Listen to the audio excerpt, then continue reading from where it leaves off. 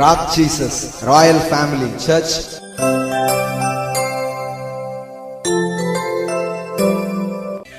அறிவியல் பெருத்துட்டு எல்லாம் பெருத்துட்டுன்னு சொல்ற உலகத்துல மனுஷனுடைய வாழ்நாளை நீட்டிக்கக்கூடிய வல்லமை இங்க யாருக்குமே இல்லை. ஆனால் தேவனுடைய வார்த்தையும் தேவனுடைய வசனங்களும் சொல்லுகிறது, அவர் உன் நாளை நீடிக்க பண்ணுவார். அவர் உன் அப்பத்தையும் தண்ணீரையும் ஆசீர்வதித்து வியாதியை உன்னை விட்டு விலக்கி உன் ஆயுசு நாட்களை பூரணப்படுத்துவார். அவரே உங்களுக்கு தீர்க்காயுசாக மாறி பலனையும் சுகத்தையும் அருளுகிறவராக அவர் இருக்கிறார் என்று வேதவசனம் சொல்லுகிறது. அல்லேலூயா.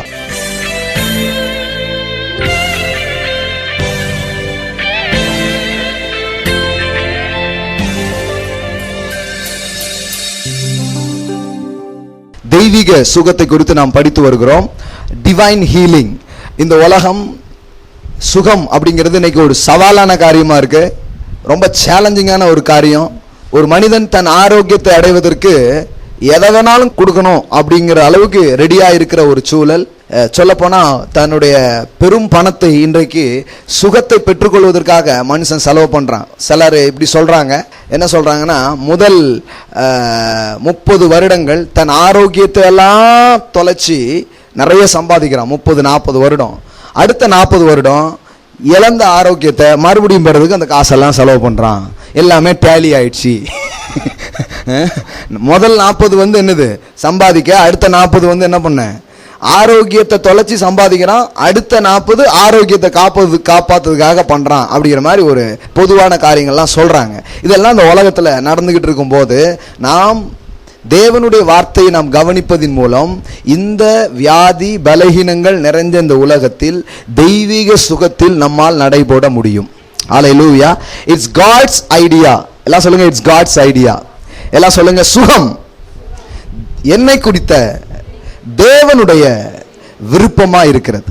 நல்லா சொல்லுங்க, சுகம் ஆரோக்கியம் என்னை குறித்த தேவனுடைய விருப்பமா இருக்கிறது. It's God's will. நீங்கள் சுகமா இருப்பது தேவனுடைய விருப்பம், தேவனுடைய சித்தம் என்பதை வேதம் தெளிவாக பேசுகிறது. இதை பற்றி நம்ம நிறைய பேசி இருக்கிறோம். ஆண்டவர் இப்படி சொல்றாரு, தம்முடைய ஊழியக்காரரின் சுகத்தை விரும்புகிற கர்த்தருக்கு மகிமை உண்டாவதாக. எங்க இருக்குது இந்த வசனம்? சங்கீதம் 35:27. என் நீதி விளங்க விரும்புகிறவர்கள் கம்பீரித்து மகிழ்ந்து தம்முடைய ஊழியக்காரருடைய சுகத்தை விரும்புகிற கர்த்தருக்கு மகிமை உண்டாவதாக. ஊழியக்காரர்னா ஊழியக்காரர் மட்டும் நினைச்சிக்க கூடாது. முதல்ல ஊழியக்காரர் சுகமா இருக்கணும். அது ரொம்ப முக்கியம். ஏன்னா நிறைய நேரத்தில் ஊழியக்காரர் தான் நிறைய வியாதியில் இருக்கிறாங்க. பாஸ்டர் கான்ஃபரன்ஸ்ல பூரா சீனி வேண்டாங்கன்னு குடிக்கிற ஆட்கள் தான் நிறைய. ஏன்னா வீடுக்கு காப்பியா அடிச்சு இப்ப காப்பியா அடிக்க முடியல. சுகவீனத்திலையும் பலவீனத்திலையும் போயிடுறாங்க. அது ஊழியக்காரங்களும் சேர்த்துக்கலாம். ஊழியக்காரரின் சுகத்தை அவர் என்ன பண்றாரு? விரும்புகிறார். இன்னொரு எட்ஜிக்கே போயிட்டாங்க. சுகவீனமா இருந்தாதான் ஒரு ஊழியக்காரர் அப்படிங்கிற மாதிரி ஆயிட்டாங்க. உங்களுக்கு ஒரு பலகீனம் இல்லையா? என்னங்க ஊழியக்காரனா லொக்குன்னு இரும்பிக்கிட்டு இருக்கணும். அப்படியே ஒரு வீக்னஸ் இருந்தாதான் அபிஷேகமே வெளியே வருங்கிற அளவுக்கு வேற மாதிரி பேச ஆரம்பிச்சிட்டாங்க. உடஞ்சாதான் வெளியில வருமா, சிந்துமா. அதனால நம்ம எப்போதும் உடஞ்ச நிலையிலே இருக்கணும் அப்படிங்கிற அளவுக்கு ஒரு தியாலஜி உருவாக்கி அது நம்பிக்கையா இருக்குது நிறைய பேருக்கு. உங்களுக்கு எத்தனை பேருக்கு தெரியும் தெரியல. உடம்பு எவ்வளவு உடையுதோ, பானை உடஞ்சதுனாலதான் உள்ள இருந்த மகிமை என்ன பண்ணுச்சு. உங்களுக்கு புரியுதுங்களா? கிதியோன் கதை தெரியுங்களா உங்களுக்கு? சட்டி பானை உடைச்சிட்டான், அதுக்கப்புறம் உள்ள இருந்து தீவெட்டி என்ன பண்ணுச்சு, வெளில வந்த மாதிரி இந்த சரீரம் உடைக்கப்பட்டாதான் வெளியிலேயே அபிஷேகம்லாம் வெளியில கொட்டுன்ட்டாங்க. அப்பதான் சிந்தும் அப்படின்ட்டாங்க. அதனால ஊழியக்காரங்கனால என்ன ஆயிடுச்சுன்னா, இந்த உடலை உடைக்கணும் அப்படின்ட்டு போயிட்டாங்க. சிலர் ஜபமே பண்றாங்க, ஆண்டவரே உடையும் ஐயா, நொறுக்கும் ஐயா அப்படின்ட்டுலாம் பிரேயர் என்ன பண்ண ஆரம்பிச்சிட்டாங்க, செய்ய ஆரம்பிச்சிட்டாங்க. ஆனா மக்களுடைய நிலவரம் புரியாத ஒரு ஜபம் பாருங்க. ஏற்கனவே அவன் உடஞ்சி நொறுங்கி போய் தான் இருக்கிறான். நம்மள நிறைய பேர் அந்த ஜபம் பண்றதுக்கெல்லாம் தயாரா இல்லை. ஏன்னா உடஞ்சி நொறுங்கி போய் தான் வந்திருக்கோம். கர்த்தர் கட்டுவாரா என் வாழ்க்கைய, மீண்டும் எடுப்பிப்பாரா அப்படின்னு கேட்கறதுக்கு தான் என்ன பண்ணிருக்கிறோம், வந்திருக்கிறோம். இந்த மாதிரி போயிடுச்சு. அதனால ஊழியக்காரருடைய சுகம் ரொம்ப முக்கியம். கர்த்தர் அதை என்ன பண்றாரு, விரும்புகிறார். ஹல்லேலூயா.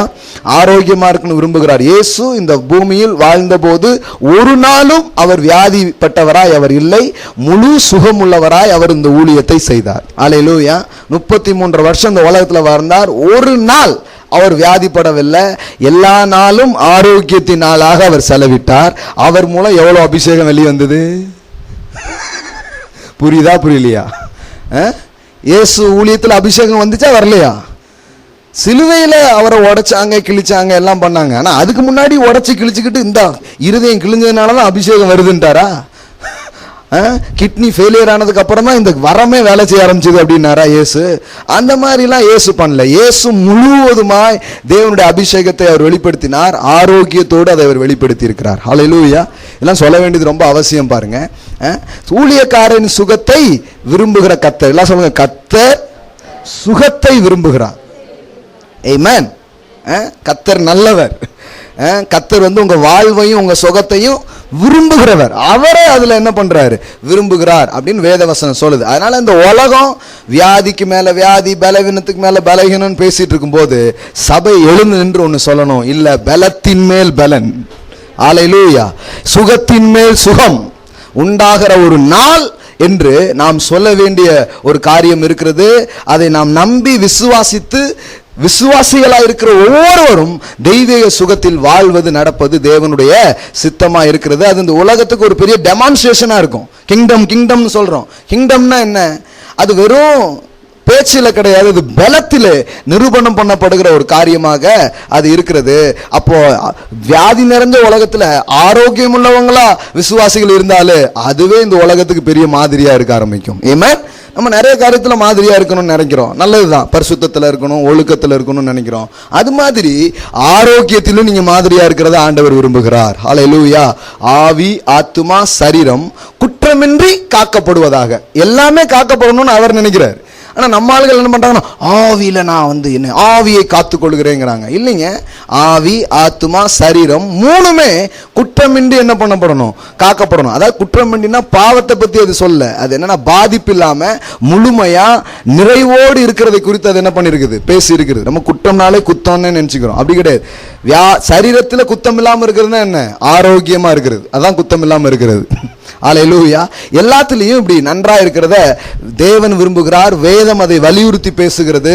காயு என்கிற ஒரு பெரிய ஊழியக்காரருக்கு யோவான் அப்போஸ்தலர் எழுதும் போது இப்படி சொல்றாரு, பிரியமானவனே, உன் ஆத்துமா வாழ்வது போல நீ எல்லாவற்றிலும் வாழ்ந்து எப்படி இரு? சுகவீனத்தோட கடை அப்படின்ட்டாரா? சுகமாய் இரு. பக்கத்துல பார்த்து சொல்லுங்க, நீங்கள் எல்லாவற்றிலும் வாழ்ந்து சுகமாயிருங்கள்.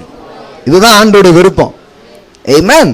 கர்த்தர் விரும்புகிறார். உங்க சுகத்தை கர்த்தர் விரும்புகிறார். அதனால நீங்க உங்க மனசை மாத்திக்காதீங்க. இந்த உலகத்தின் காரியத்தோட மாத்திட்டு போயிடக்கூடாது. அது அப்படித்தான் வரும். 40 ஆயிட்டுனாலே பிபியும் பிரஷரும் தன்னால வருமாமே. இது உலகத்துல உள்ளவன் பேசிட்டு இருப்பான். நீங்களும் அது கூட அப்படியே காப்பி குடிச்சுக்கிட்டு ஆமென் அல்லேலூயான்ற கூடாது. நீங்க இல்லைங்க அது எனக்கு கிடையாது அப்படின்னு சொல்லணும். சிலர் நமக்கும் சேர்த்தே கன்ஃபஸ் பண்ணுவான், அதெல்லாம் நமக்கு வந்துடும் இல்லையா அப்படிமா. நீங்க கட் பண்ணிருங்க. உனக்கு வேணா சொல்லிக்கோயா, உனக்கு கூட சொல்லாத, ஆனா என்ன சேர்த்து சொல்லாத. இப்பெல்லாம் நம்ம கடன் வாங்காம ஏதாவது பண்ண முடியுமா அப்படிமா. நம்மள எல்லாத்துலயும் நம்மளை சேர்த்துவோம் பாருங்க. எல்லா நெகட்டிவ் காரியங்களையும் உலகம் நம்மளையும் சேர்த்து நமக்காக அதை அறிக்கை பண்ணும். நம்ம ஒத்து போக கூடாது, கரெக்டா நிக்கணும். இது எனக்கு கிடையாதுங்க, எனக்கு உடம்பு சரியில்லாம இருந்தா கூட நான் ஆரோக்கியத்தை தான் நம்ப போறேன். ஹல்லேலூயா. ஏன்னா அது கர்த்தருடைய வார்த்தையில இருக்கு.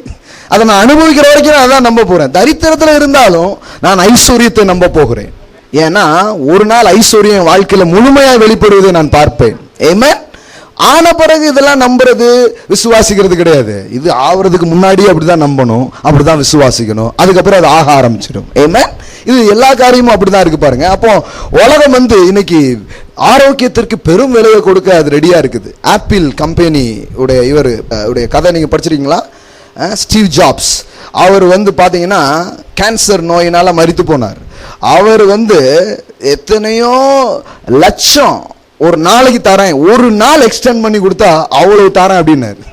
ஆனா அவர் நாளை எக்ஸ்டெண்ட் பண்ணதுக்கு இங்க யாராலையும் முடியல பாருங்க. ஆனா இப்படிப்பட்ட அறிவியல் பெருத்துட்டு எல்லாம் பெருத்துட்டுன்னு சொல்ற உலகத்துல மனுஷனுடைய வாழ்நாளை நீட்டிக்கக்கூடிய வல்லமை இங்க யாருக்குமே இல்லை. ஆனால் தேவனுடைய வார்த்தையும் தேவனுடைய வசனங்களும் சொல்லுகிறது, அவர் உன் நாளை நீடிக்க பண்ணுவார். அல்லேலூயா. அவர் உன் அப்பத்தையும் தண்ணீரையும் ஆசீர்வதித்து வியாதியை உன்னை விட்டு விலக்கி உன் ஆயுசு நாட்களை பூரணப்படுத்துவார் என்று வேதவசனம் சொல்லுகிறது. அல்லேலூயா. அவரே உங்களுக்கு தீர்க்காயுசாக மாறி பலனையும் சுகத்தையும் அவர் உங்களுக்கு அருளுகிறவராக அவர் இருக்கிறார். இதெல்லாம் நிறைய நேரத்தில் எண்ணி பார்க்கறது இல்லை, இதெல்லாம் யோசிக்க பார்க்காதனால எல்லாரும் மாறி நம்மளும் கிடக்கணுங்கிற ஒரு எண்ணத்துக்குள்ள கிறிஸ்தவங்களும் போயிட்டாங்க பாருங்க.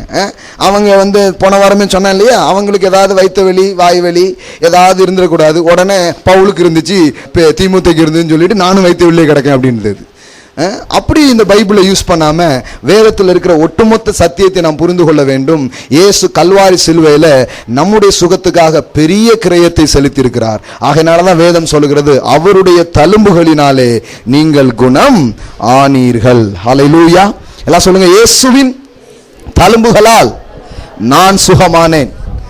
என் சுகத்துக்கு அவர் பெரிய வேலை கொடுத்திருக்காரு, அதனால நான் மரியாதை கொடுக்கணும். பாவம் இல்லாம வாழணுமா? கட்டாயமா.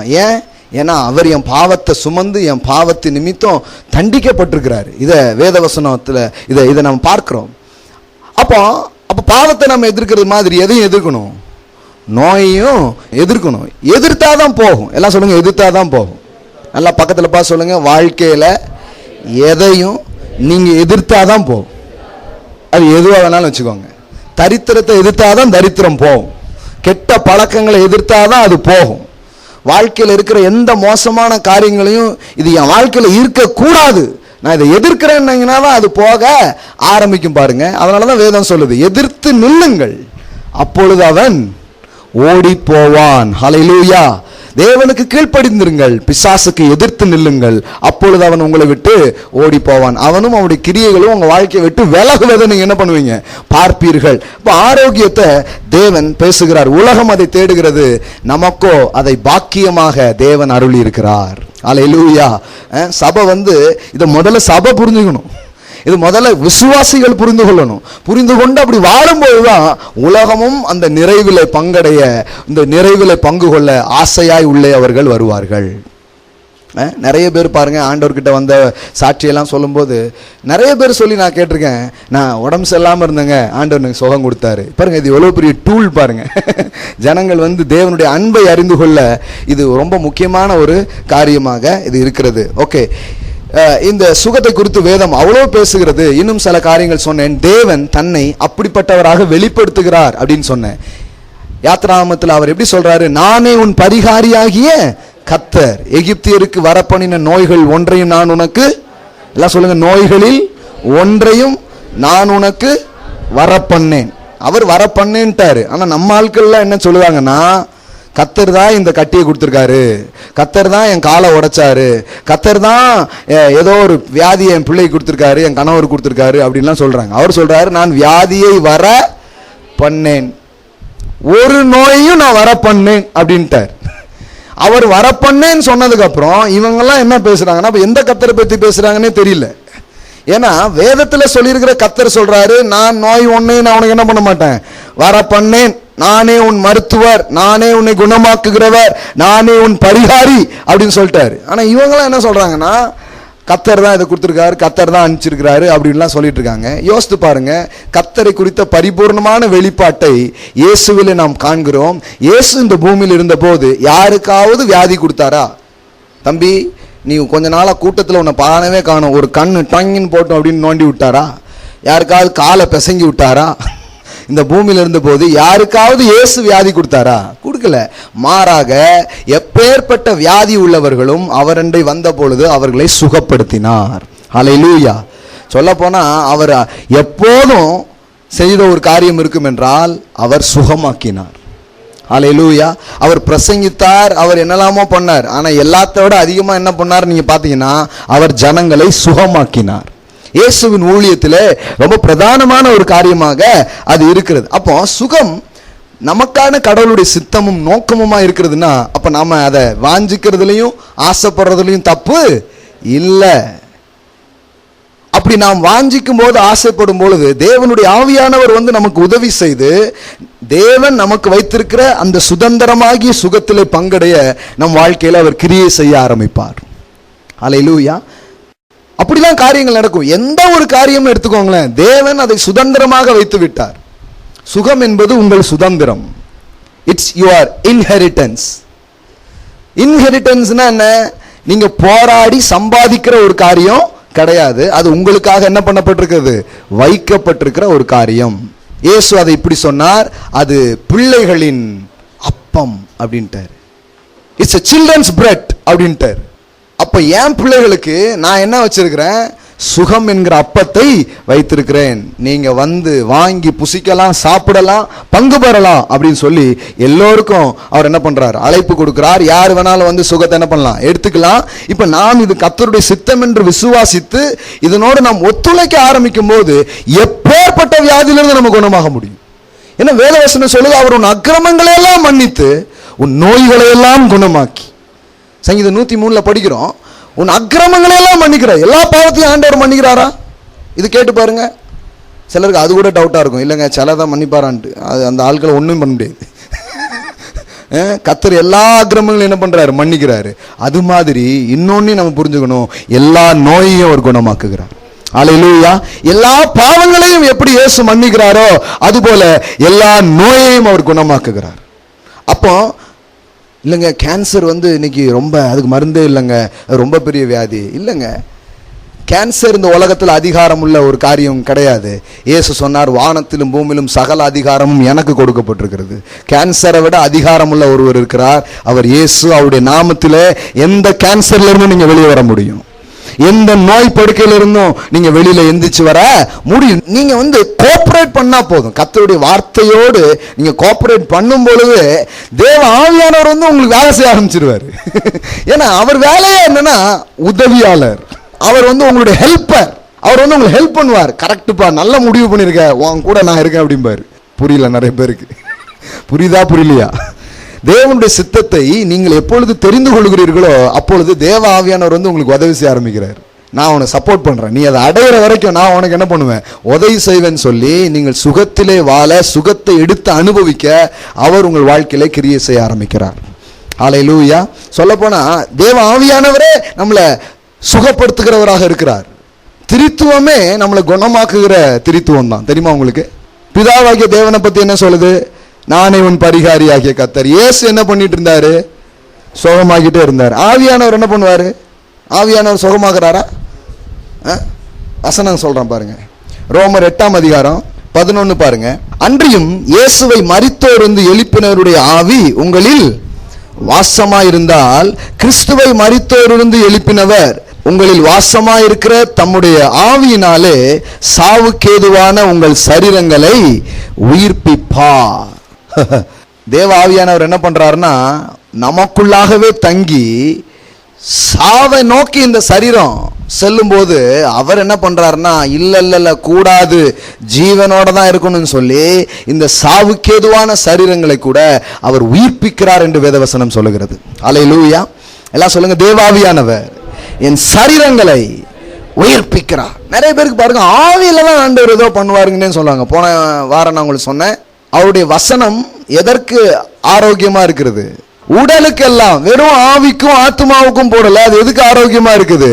உடலுக்கெல்லாம் ஆரோக்கியம். அப்ப தேவனுடைய வார்த்தையும் தேவனுடைய ஆவியானவரும் சரீரத்தை ஆரோக்கியப்படுத்துகிற வேலையை அவங்க செய்கிறாங்க. இன்னும் சொல்ல போனா அந்நிய பாஷையில பேசுறோம் பாருங்க, அது கிரீக்ல என்ன சொல்றாங்கன்னா ஒய்கோடோமியோ அப்படின்னு சொல்றாங்க. இந்த அந்நிய பாஷையில பேசுறது என்ன நடக்குதுன்னா, இட்ஸ் பில்ட்ஸ் அப், அது வந்து உங்களை கட்டுகிறதுன்னு சொல்றாங்க. தமிழ் எப்படி போட்டிருக்குதுன்னா, தனக்கே பக்தி விருத்தி உண்டாக அவன் என்ன பண்றான்? பேசுகிறான். இந்த பக்தி விருத்தின்னு தமிழ்ல போட்டிருக்குது. இங்கிலீஷ்ல படிச்சீங்கன்னா என்ன போட்டிருக்குது? டு பில்ட் அப்படிங்கிற வார்த்தை இருக்குது. இங்கிலீஷ்ல வந்து டு பில்ட், கட்டுதல் அப்படிங்கிற வார்த்தை வருது. பக்தி விருத்தினா என்ன பண்ணணும்னே தெரியல. டு பில்ட், நம்மளே கட்டுவது. அப்போ ஒரு மனுஷன் ஸ்பீக்கிங் டங்ஸ், அந்நிய பாஷைகளை பேசும்போது என்ன நடக்குதுன்னா, தேவ ஆவியானவர் அவனுடைய சரீரத்தை கட்டுகிறார், உயிர்ப்பிக்கிறார். தெய்வீக சுகம் அந்த சரீரங்களில் வெளிப்பட ஆரம்பிக்கிறது. அல்லேலூயா. இது தனியா நான் பேசிட்டேன், இதுக்கு முன்னாடி உங்களுக்கு பேசியிருக்கேன், நான் இருக்குதுங்களா? ரெஸ்ட் அப்படிங்கிற ஒரு சப்ஜெக்ட் பேசும்போது ஹீலிங்லேயே அதை பற்றி நான் பேசியிருக்கிறேன். எப்படி ஆவியானவர் வந்து நம்முடைய சரீரங்க சுகத்திற்கு எப்படி வேலை செய்கிறார் அப்படிங்கிறது பேசணும். இப்போ கவனிங்க, இந்த ஆவியானவரும் சுகப்படுத்துகிறார். சொல்லுங்க, பிதா சுகமாக்குறார், குமாரன் சுகமாக்குகிறார், ஆவியானவரும் என்ன சுகமாக்குகிறார். முழு திரித்துவமும் உங்க சுகத்துக்காக வேலை செய்யுது, உங்க ஆரோக்கியத்துக்காக அவங்க ஃபங்க்ஷன் பண்ணிட்டு இருக்கிறாங்க. யோசித்து பாருங்க. Father and son holy spirit, இந்த 3 பேரும் இந்த கம்பெனி என்ன பண்ணுது? உங்க சுகத்துக்காக வேலை செய்யுது. நீங்க ஆரோக்கியமா இருக்கிறதுக்கு என்னெல்லாம் உண்டோ அதெல்லாம் அவங்க செய்யறதுக்கு ரெடியா இருக்கிறாங்க பாருங்க. நம்ம வேலை ஒன்னே ஒண்ணுதான், இதை அறிஞ்சுக்கணும், இதை நம்பணும், பெற்றுக்கொள்ளணும். அல்லேலூயா. ஆவியானவர் தங்கியிருக்கிற இடம் எது தெரியுமா? உங்கள் ஆவி தேவனுடைய ஆலயமா இருக்கிறது. அப்படி போட்டிருக்குதா உங்க பைபிள்ல? உங்கள் ஆத்துமா தேவனுடைய ஆலயமா இருக்கிறது, அப்படி போட்டிருக்கா? இல்ல, உங்கள் சரீரம் தேவனுடைய ஆலயமா இருக்கிறது. ஹல்லேலூயா. அப்போ ஆவியானவர் எங்க வாசமா இருக்கிறாரு? இந்த சரீரத்துல தான் அவர் வாசமா இருக்கிறாரு. அப்போ அவர் உயிர்த்தெழுதலின் வல்லமையை வெளிப்படுத்துகிற ஆவியானவர் உள்ள வாசம் பண்ணா அந்த சரீரத்துல வியாதி வாசம் பண்ண கூடாது, முடியாது. ஹல்லேலூயா. இந்த அறிவை கொண்டு நாம் எதிர்க்க வேண்டும். இந்த சத்தியத்தை கொண்டுதான் நாம இதை எதிர்த்து நிக்கணும் பாருங்க. இயேசுவை உயிரோடு கூட எழுப்பினவர் எனக்குள்ள வாசமா இருக்கிறார். அப்போ எனக்குள்ள உயிர்த்தெழுதலின் வல்லமை வாசம் பண்ணி கொண்டிருக்கிறது. The resurrection power is in you. அது வேற எங்கேயும் இல்லை, அது உங்களுக்குள்ள இருக்குதான். உயிர்த்தெழுதலின் வல்லமை உங்களுக்குள்ள இருக்குது. அது உங்க சரீரத்தில் இருக்கிற சாவுக்கு ஏதுவானதெல்லாம் உயிர்ப்பிக்குமா, ரினியூ பண்ணிக்கிட்டே இருக்கும். கழுகுக்கு சமானமா உன் வயது வாழ வயது போல அவர் திரும்ப பண்ணுகிறார் என்று வேதவசனம் சொல்லுகிறது. ஆமென். எல்லாம் சொல்லுங்க, என் சுகத்தை ஆரோக்கியத்தை தேவன் திரும்ப பண்ணுகிறார். வேதம் சொல்லுது, உன் சுக வாழ்வு சீக்கிரத்தில் துளிர்க்கும். பாருங்க, அப்படியே ஆரம்பிச்சு விடுறாரு. வியாதியிலே கிடக்கிற ஒரு மனுஷன் சொல்றாரு, இல்ல சுக வாழ்வு துளிர்க்கும். அப்படின்னா என்ன? உனக்கு நல்லது ஆரம்பிச்சுட்டுங்கிறாரு. உனக்கு நல்ல காலம் துவங்கிடுச்சு, இனிமே நீ நல்லா இருப்ப அப்படிங்கிறாரு. பாருங்க, இதெல்லாம் அப்போ ஒட்டுமொத்த வேத வசனங்களும் ஒரு மனிதனுடைய ஆரோக்கியத்தை நோக்கி அவனை ஊந்துகிறது, ஆரோக்கியத்தை விசுவாசிக்கும்படியாக அவனை தூண்டுகிறது. அப்போ இவ்வளவு இப்படிதான் வேதவசனம் சொல்லுதுன்னா அப்போ நான் அது கொஞ்சம் மரியாதை கொடுத்தா போதும், அது கொஞ்சம் ரெஸ்பெக்ட் பண்ணா போதும். அதனாலதான் ஆண்டவர் சொல்றாரு, என் மகனே என் வார்த்தையை கவனி. ஊர்ல என்ன படிக்கிற, பேப்பர்ல என்ன படிக்கிற, இதெல்லாம் முக்கியம் கிடையாது. அன்னைக்கு பாருங்க, நான் பேப்பர்ல கூட சில நேரம் நல்ல விஷயம்லாம் போடுறான். நான் 2 நாளைக்கு முன்னாடி உள்ள தினகரன் பேப்பர் படிச்சுட்டு இருந்தேன். வேற எதுவும் கொண்டு வந்தாங்க. நான் படிச்சா நம்ம கண்ணில் கரெக்டாக தான் படுது. எப்பவுமே நீங்க எந்த உலகத்தில் இருக்கீங்களோ அதுதான் உங்களுக்கு தெரியும். அதில் பார்த்தா ஒரு பாட்டி 110 வயசு வரைக்கும் வாழ்ந்துருக்கு. கேரளாவில் உள்ள ஒரு பாட்டி. அதை கட் பண்ணி எட்டு வரணும்னு நினச்சேன், விட்டேன். 16ஆம் தேதி பேப்பர். ஹாஸ்பிட்டலுக்கே போனது கிடையாது, அவனே போட்டிருக்கிறான், இரவும் பகலும் இடைவிடாமல் அது வேதத்தை வாசிக்குமா. நம்ம கிறிஸ்டியன் பத்திரிகையில சொல்ல, தினகரன் பேப்பர்ல சொல்றேன் நான். 16ஆம் தேதி உள்ள பேப்பர் கரெக்டா இந்துலயும் போட்டிருந்தாங்களா பாருங்க, இந்துல கூட போடுறாங்க.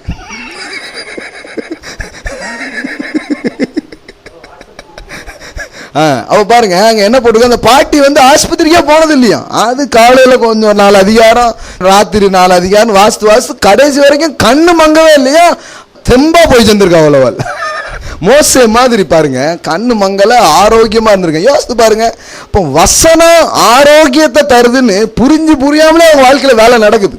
ஆப்பிள்ல ஏ விட்டமின் இருக்குன்னு தெரியாம சாப்பிட்டாலும் அது உங்க உடம்புல வேலை செய்யதான் செய்யும்.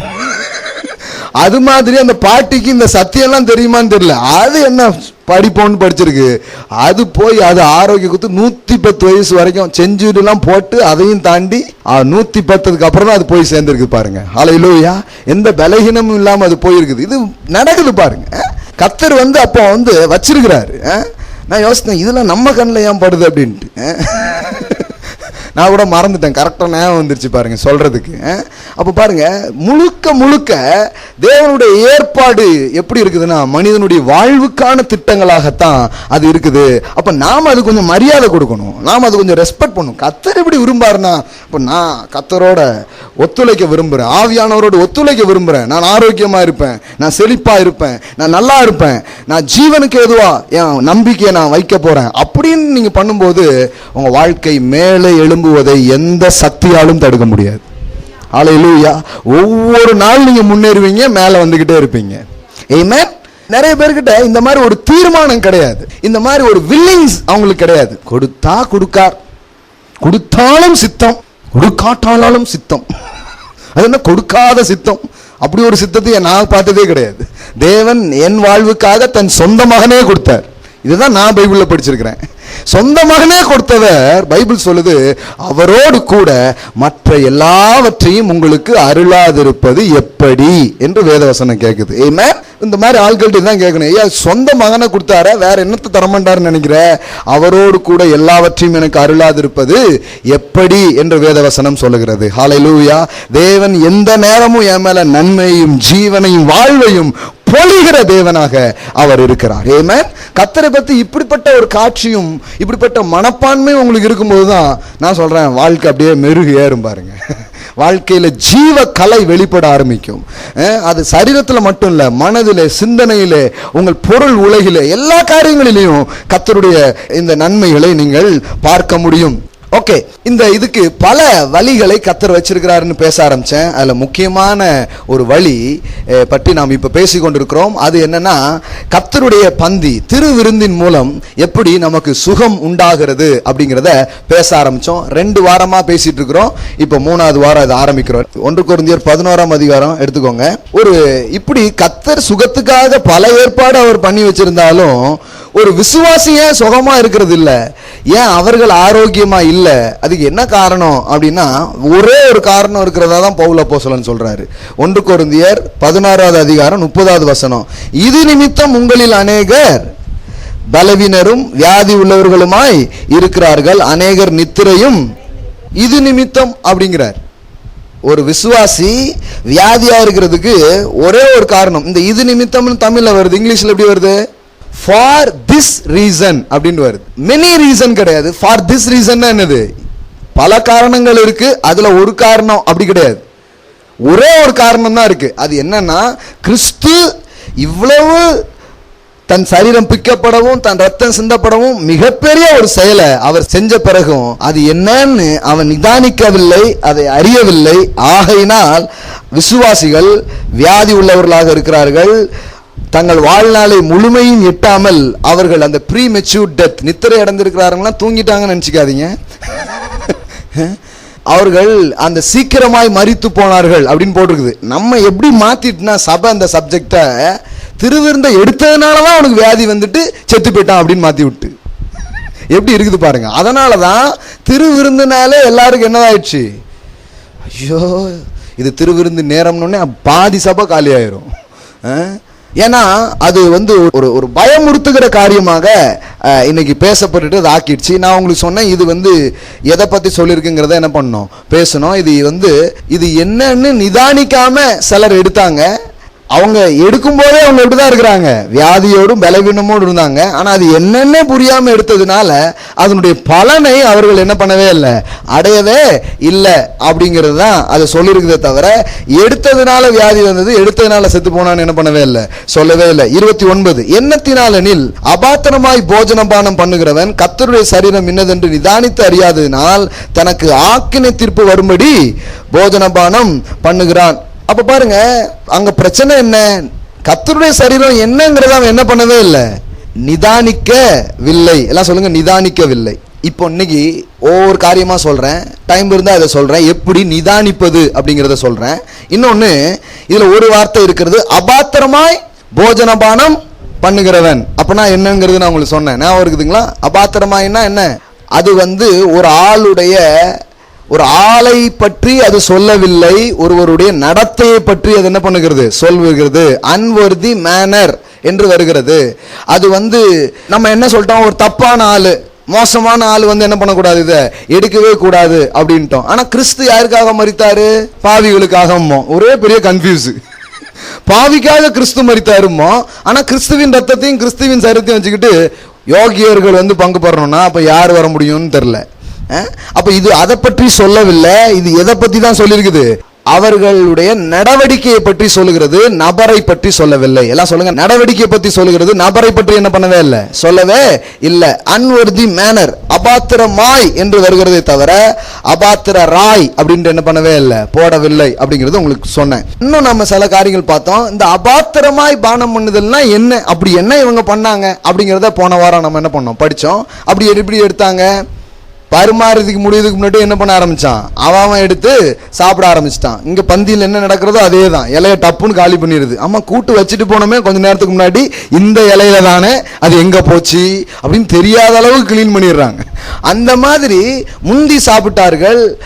பவுல் சொல்றாரு, உனக்கு பசியா இருந்தா எங்க பண்ணு, வீட்டில் சாப்பிடு, ஏன் கர்த்தருடைய பந்தியை போட்டு நீ இப்படி இது பண்ற அப்படின்னு சொல்லி சொன்னாங்க. ஏன்னா அன்றைக்கு இந்த கர்த்தருடைய பந்திங்கிறது ஒரு மினி ஸ்நாக்ஸ் மாதிரி கொடுக்கல, ஒரு மீல்ஸ், ஃபுல் மீல்ஸ் மாதிரி அவங்க என்ன பண்ணாங்க, கொடுத்தார்கள். அப்படி அவர்கள் அதை எடுத்தார்கள். அப்படி அதை தவறா எடுத்ததுனால பவுல் அதை பற்றி என்ன பண்றாரு சொன்னார் அப்படிங்கறத நம்ம போன வாரம் பார்த்தோம். இன்னொரு காரியம் அதுல ஒரு வார்த்தை வருகிறது, என்ன அப்படின்னு சொன்னா நிதானித்து எடுத்தல் அப்படிங்கிறது பத்தி வருது. எதுல வருது, 27 பாருங்க. இப்படி இருக்க எவன் அபாத்திரமாய் கர்த்தருடைய அப்பத்தை புசித்து அவருடைய பாத்திரத்தில் பானம் பண்ணுகிறானோ அவன் கர்த்தருடைய சரீரத்தையும் இரத்தத்தையும் குறித்து குற்றமுள்ளவனாய் இருப்பான். எந்த மனுஷனும் தன்னைத்தானே சோதித்தறிந்து இந்த அப்பத்தில் புசித்து இந்த பாத்திரத்தில் பானம் பண்ண கடவன். சோதித்தறிந்துன்னு போட்டிருக்கு, தன்னைத்தானே சோதித்தறிந்து அப்படின்னு போட்டிருக்குது. உடனே என்ன பண்ணிட்டாங்கன்னா, போன வாரம் என்னெல்லாம் பண்ண, உன்னிடத்தில் ஏதாவது பாவம் இருக்கிறதான்னு பாரு, அதை என்ன பண்ணு, அறிக்கை பண்ணு. அப்படி அறிக்கை பண்ணி எல்லா பாவத்தையும் நீ அறிக்கை பண்ணி முடிச்சாதான் நீ என்ன பண்ணணும், கர்த்தருடைய பந்திலேயே பங்கு பெறணும் அப்படிங்கிற மாதிரி சொல்லிட்டாங்க. அப்படி சொன்னதுனால என்ன ஆயிடுச்சுன்னா, நிறைய பேருக்கு இது விசுவாசத்தை தூண்டல, நம்பிக்கையை தூண்டல, இது பாவத்தை நினைவுறுகிற ஒரு நேரமாவே மாறி இயேசு என்ன செஞ்சாரு, அதனால எனக்கு என்ன வந்ததுங்கிறத நினைக்கிறதுக்கு டைமே இல்லாம இது ஃபுல் அண்ட் ஃபுல் பாவத்தை நினைக்கிற ஒரு டைமாவே மாத்தி விட்டாங்க. சரி, இதுல என்ன சொல்லுது, தன்னைத்தானே சோதித்தறிந்து அப்படின்னு போட்டிருக்குத. இது என்ன சொல்லுது, இந்த கான்டெக்ட்ல இருந்து நாம இதை எக்ஸ்பிளைன் பண்ணணும், இந்த பின்னணியத்திலிருந்து தான் இதை நம்ம பார்க்கணும். இதுல சோதித்தறிந்துன்னா என்ன சொல்றாரு, அகைன் திரும்பவும் அதே காரியத்தை தான் சொல்றாரு. சிலர் இது என்னன்னு புரியாம அதை அப்படியே எடுத்துட்டாங்க. அப்படி எடுக்கிற ஆள் மாதிரி நீ என்ன பண்ணாத, எடுக்காத. நீ இது கர்த்தருடைய பந்தி, இது எனக்காக பிக்கப்பட்டது, இது எனக்காக சிந்தப்பட்டதுங்கிறத நிதானிச்சு சோதித்தறிந்து அதை என்ன பண்ணி எடுத்துக்கோ. மற்றவர்கள் இப்படி பங்கு பெறுகிறார்களே அப்படி பங்கு பெறுவது போல நீ என்ன பண்ணாத, பங்கு பெறாத அப்படிங்கிறது தான் எக்ஸாமின் அப்படிங்கிறத என்ன பண்றாரு சொல்றாரு. அப்போ அந்த கான்டெக்ட்ல இருந்து தான் இதை நம்ம எக்ஸ்பிளைன் பண்ண முடியுமே தவிர நாம டக்குன்னு இதை தனி ட்ராக்கா தூக்கிட்டு போய் நீ உன் பாவத்தை எண்ணு, உன் பாவத்தை அறிக்கை பண்ணுங்கன்னு என்ன பண்ண முடியாது, சொல்ல முடியாது. முழு பவுலுடைய நிருபங்களில அவர் பெரிதும் இல்ல, அவர் வலியுறுத்தாத ஒரு சப்ஜெக்ட் இருக்குன்னா அது கன்ஃபெஷன் ஆஃப் சின் தான்.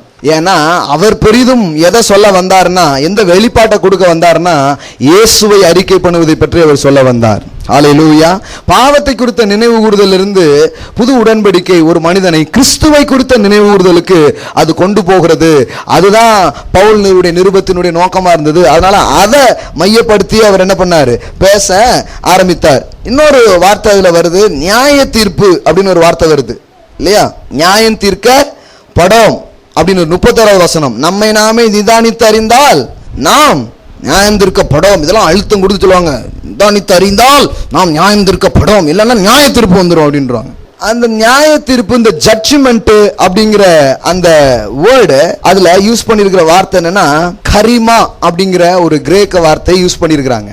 அதான் அந்த ஜட்ஜ்மெண்ட்டுக்காக அங்க யூஸ் பண்ண வார்த்தை. அந்த வார்த்தை பாருங்க, நியாய தீர்ப்புனாலே அது எந்த மாதிரி விஷயத்தை அது சொல்லுதுங்கிறது நமக்கு தெரியணும். சும்மா நியாய தீர்ப்புனா எல்லாம் நியாய தீர்ப்பு அப்படிங்கிற மாதிரி போயிடக்கூடாது. இது எதை சொல்லுதுன்னா, ஆதாம் மீறின போது எல்லா மனுவர்க்கத்தின் மேலையும் ஒரு நியாய தீர்ப்பு வந்துடுச்சு. என்ன நியாய தீர்ப்பு, பாவம், சாபம், தரித்திரம், நோய், இதெல்லாம் என்ன பண்ணிடுச்சு, வந்துடுச்சு. அன்னைக்கே அந்த நியாய தீர்ப்பு வந்துடுச்சு.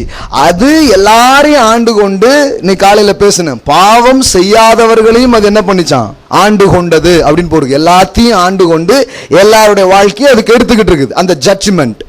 இப்போ நாம் நியாயம் தீர்க்கப்படோம்னா என்ன அர்த்தம், கிறிஸ்துவின் பந்தி நமக்கு பரிகாரமாய் மாறி இருக்கிறபடினால் இந்த பரிகாரத்தில் நாம் பங்கு எடுக்கும் பொழுது அந்த நியாய தீர்ப்பிலிருந்து நாம் வெளியே வருகிறோம். அல்லேலூயா. எத்தனை பேருக்கு புரியுது? நியாயம் தீர்க்கப்படோம்னா இவன் 2 பேர் போட்டு தள்ளிட்டா இருப்பாரு, ஒன்னையும் போட்டு தள்ளாம இருக்கணும்னா அப்படின்ட்டாங்க. எல்லாமே பாருங்க, எல்லாம் இந்த மத கண்ணாடி போட்டு படிச்சா எல்லாமே அப்படிதான் தெரியும். கடவுள் என்ன போட்டு தள்ளுவதுக்காக இருக்காரு, தேவன் என்ன வாழ வைக்கிறதுக்காக தன் ஜீவனே கொடுத்தாருன்னு வேதவசனம் பேசிட்டு இருக்குது. எங்கேயோ போயிட்டு பாருங்க, கிறிஸ்தவம் எங்கேயோ போயிட்டு நம்ம இப்படிலாம் பேசணும்னா மக்கள் திருந்த மாட்டாங்கன்னு. அதுக்காக சப்ஜெக்டே மாத்துறதா? தேவனே தன்னுடைய சுவிசேஷத்தை நம்புறாரு, நீங்க ஏன் நம்ப மாட்டேங்க? கர்த்தர் நல்லவர்னு சொல்லாதப்பா வேற மாதிரி சொல்லியிருந்தா நான் வேற மாதிரி சொல்லியிருப்பேன். அவர் நம்புறார். The goodness of God is leads to repentance. தேவனுடைய நன்மை தான் ஒரு மனிதனை மாற்றத்துக்கு நேராக நடத்தும். ஹல்லேலூயா. வேற எதுவும் ஒரு மனுஷனை மாத்தாது. சொல்ல போனா கடைசி நாள்ல ஒரு தீர்க்க தரிசனம் சொல்லப்பட்டிருக்கு பாருங்க. ஓசியா தீர்க்க தரிசன புத்தகத்துல ஒரு தீர்க்க தரிசனம் இப்படியாக வருகிறது. ஆங்கில வேதாகம் வச்சிருந்தீங்கன்னா அதை எடுங்க, அந்த வசனம் படிங்க, ரொம்ப நல்லா இருக்கும். நான் தமிழ்ல உங்களுக்கு காமிக்கிறேன்.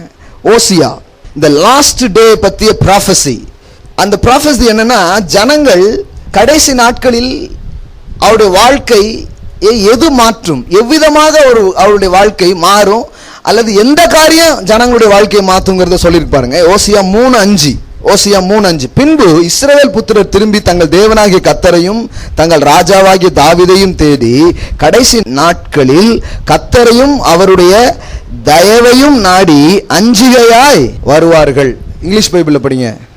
They shall fear the Lord and his goodness. பாருங்க, அவங்க எதை பார்த்து பயப்படுவாங்களாம், எதுக்கு அஞ்சி வருவாங்களாம்? his goodness, அவருடைய நன்மை தான் அவங்களுக்குள்ள. ஒரு ஃபியர்னா ஒரு மரியாதை கர்த்தர் மேல ஏற்படுது. என்னப்பா நான் எப்படியோ இருக்கேன், எனக்கு இவ்வளவு நன்மை பண்றாரு, நான் அந்த அளவுக்கு சரியாவே இல்லை, என் வாழ்க்கையில கர்த்தர் இவ்வளவு நல்லவரா இருக்கிறாரு, இப்படி கர்த்தர் நல்லவரா இருக்கிறாரு, நான் நல்லவனா இல்லாத போதுங்கிற எண்ணம் தான் ஒரு மனுஷனை நல்லவனா மாத்துது. ஹல்லேலூயா. அப்ப தமிழ்ல எப்படி போட்டுக்குதுன்னா அஞ்சுகையான்னு போட்டுருக்கு. நம்ம அஞ்சுகையான்னா நம்ம என்னன்னு கேட்போம், அதனா அஞ்சுகையா, அஞ்சு கையா அப்படிமோ. அவருடைய தயவை நாடி அஞ்சுகையாய் வருவார்கள். ஜனங்க கர்த்தர் மேல ஒரு மரியாதை, ஒரு பெரிய பயம் எதனால வருது தெரியுமா?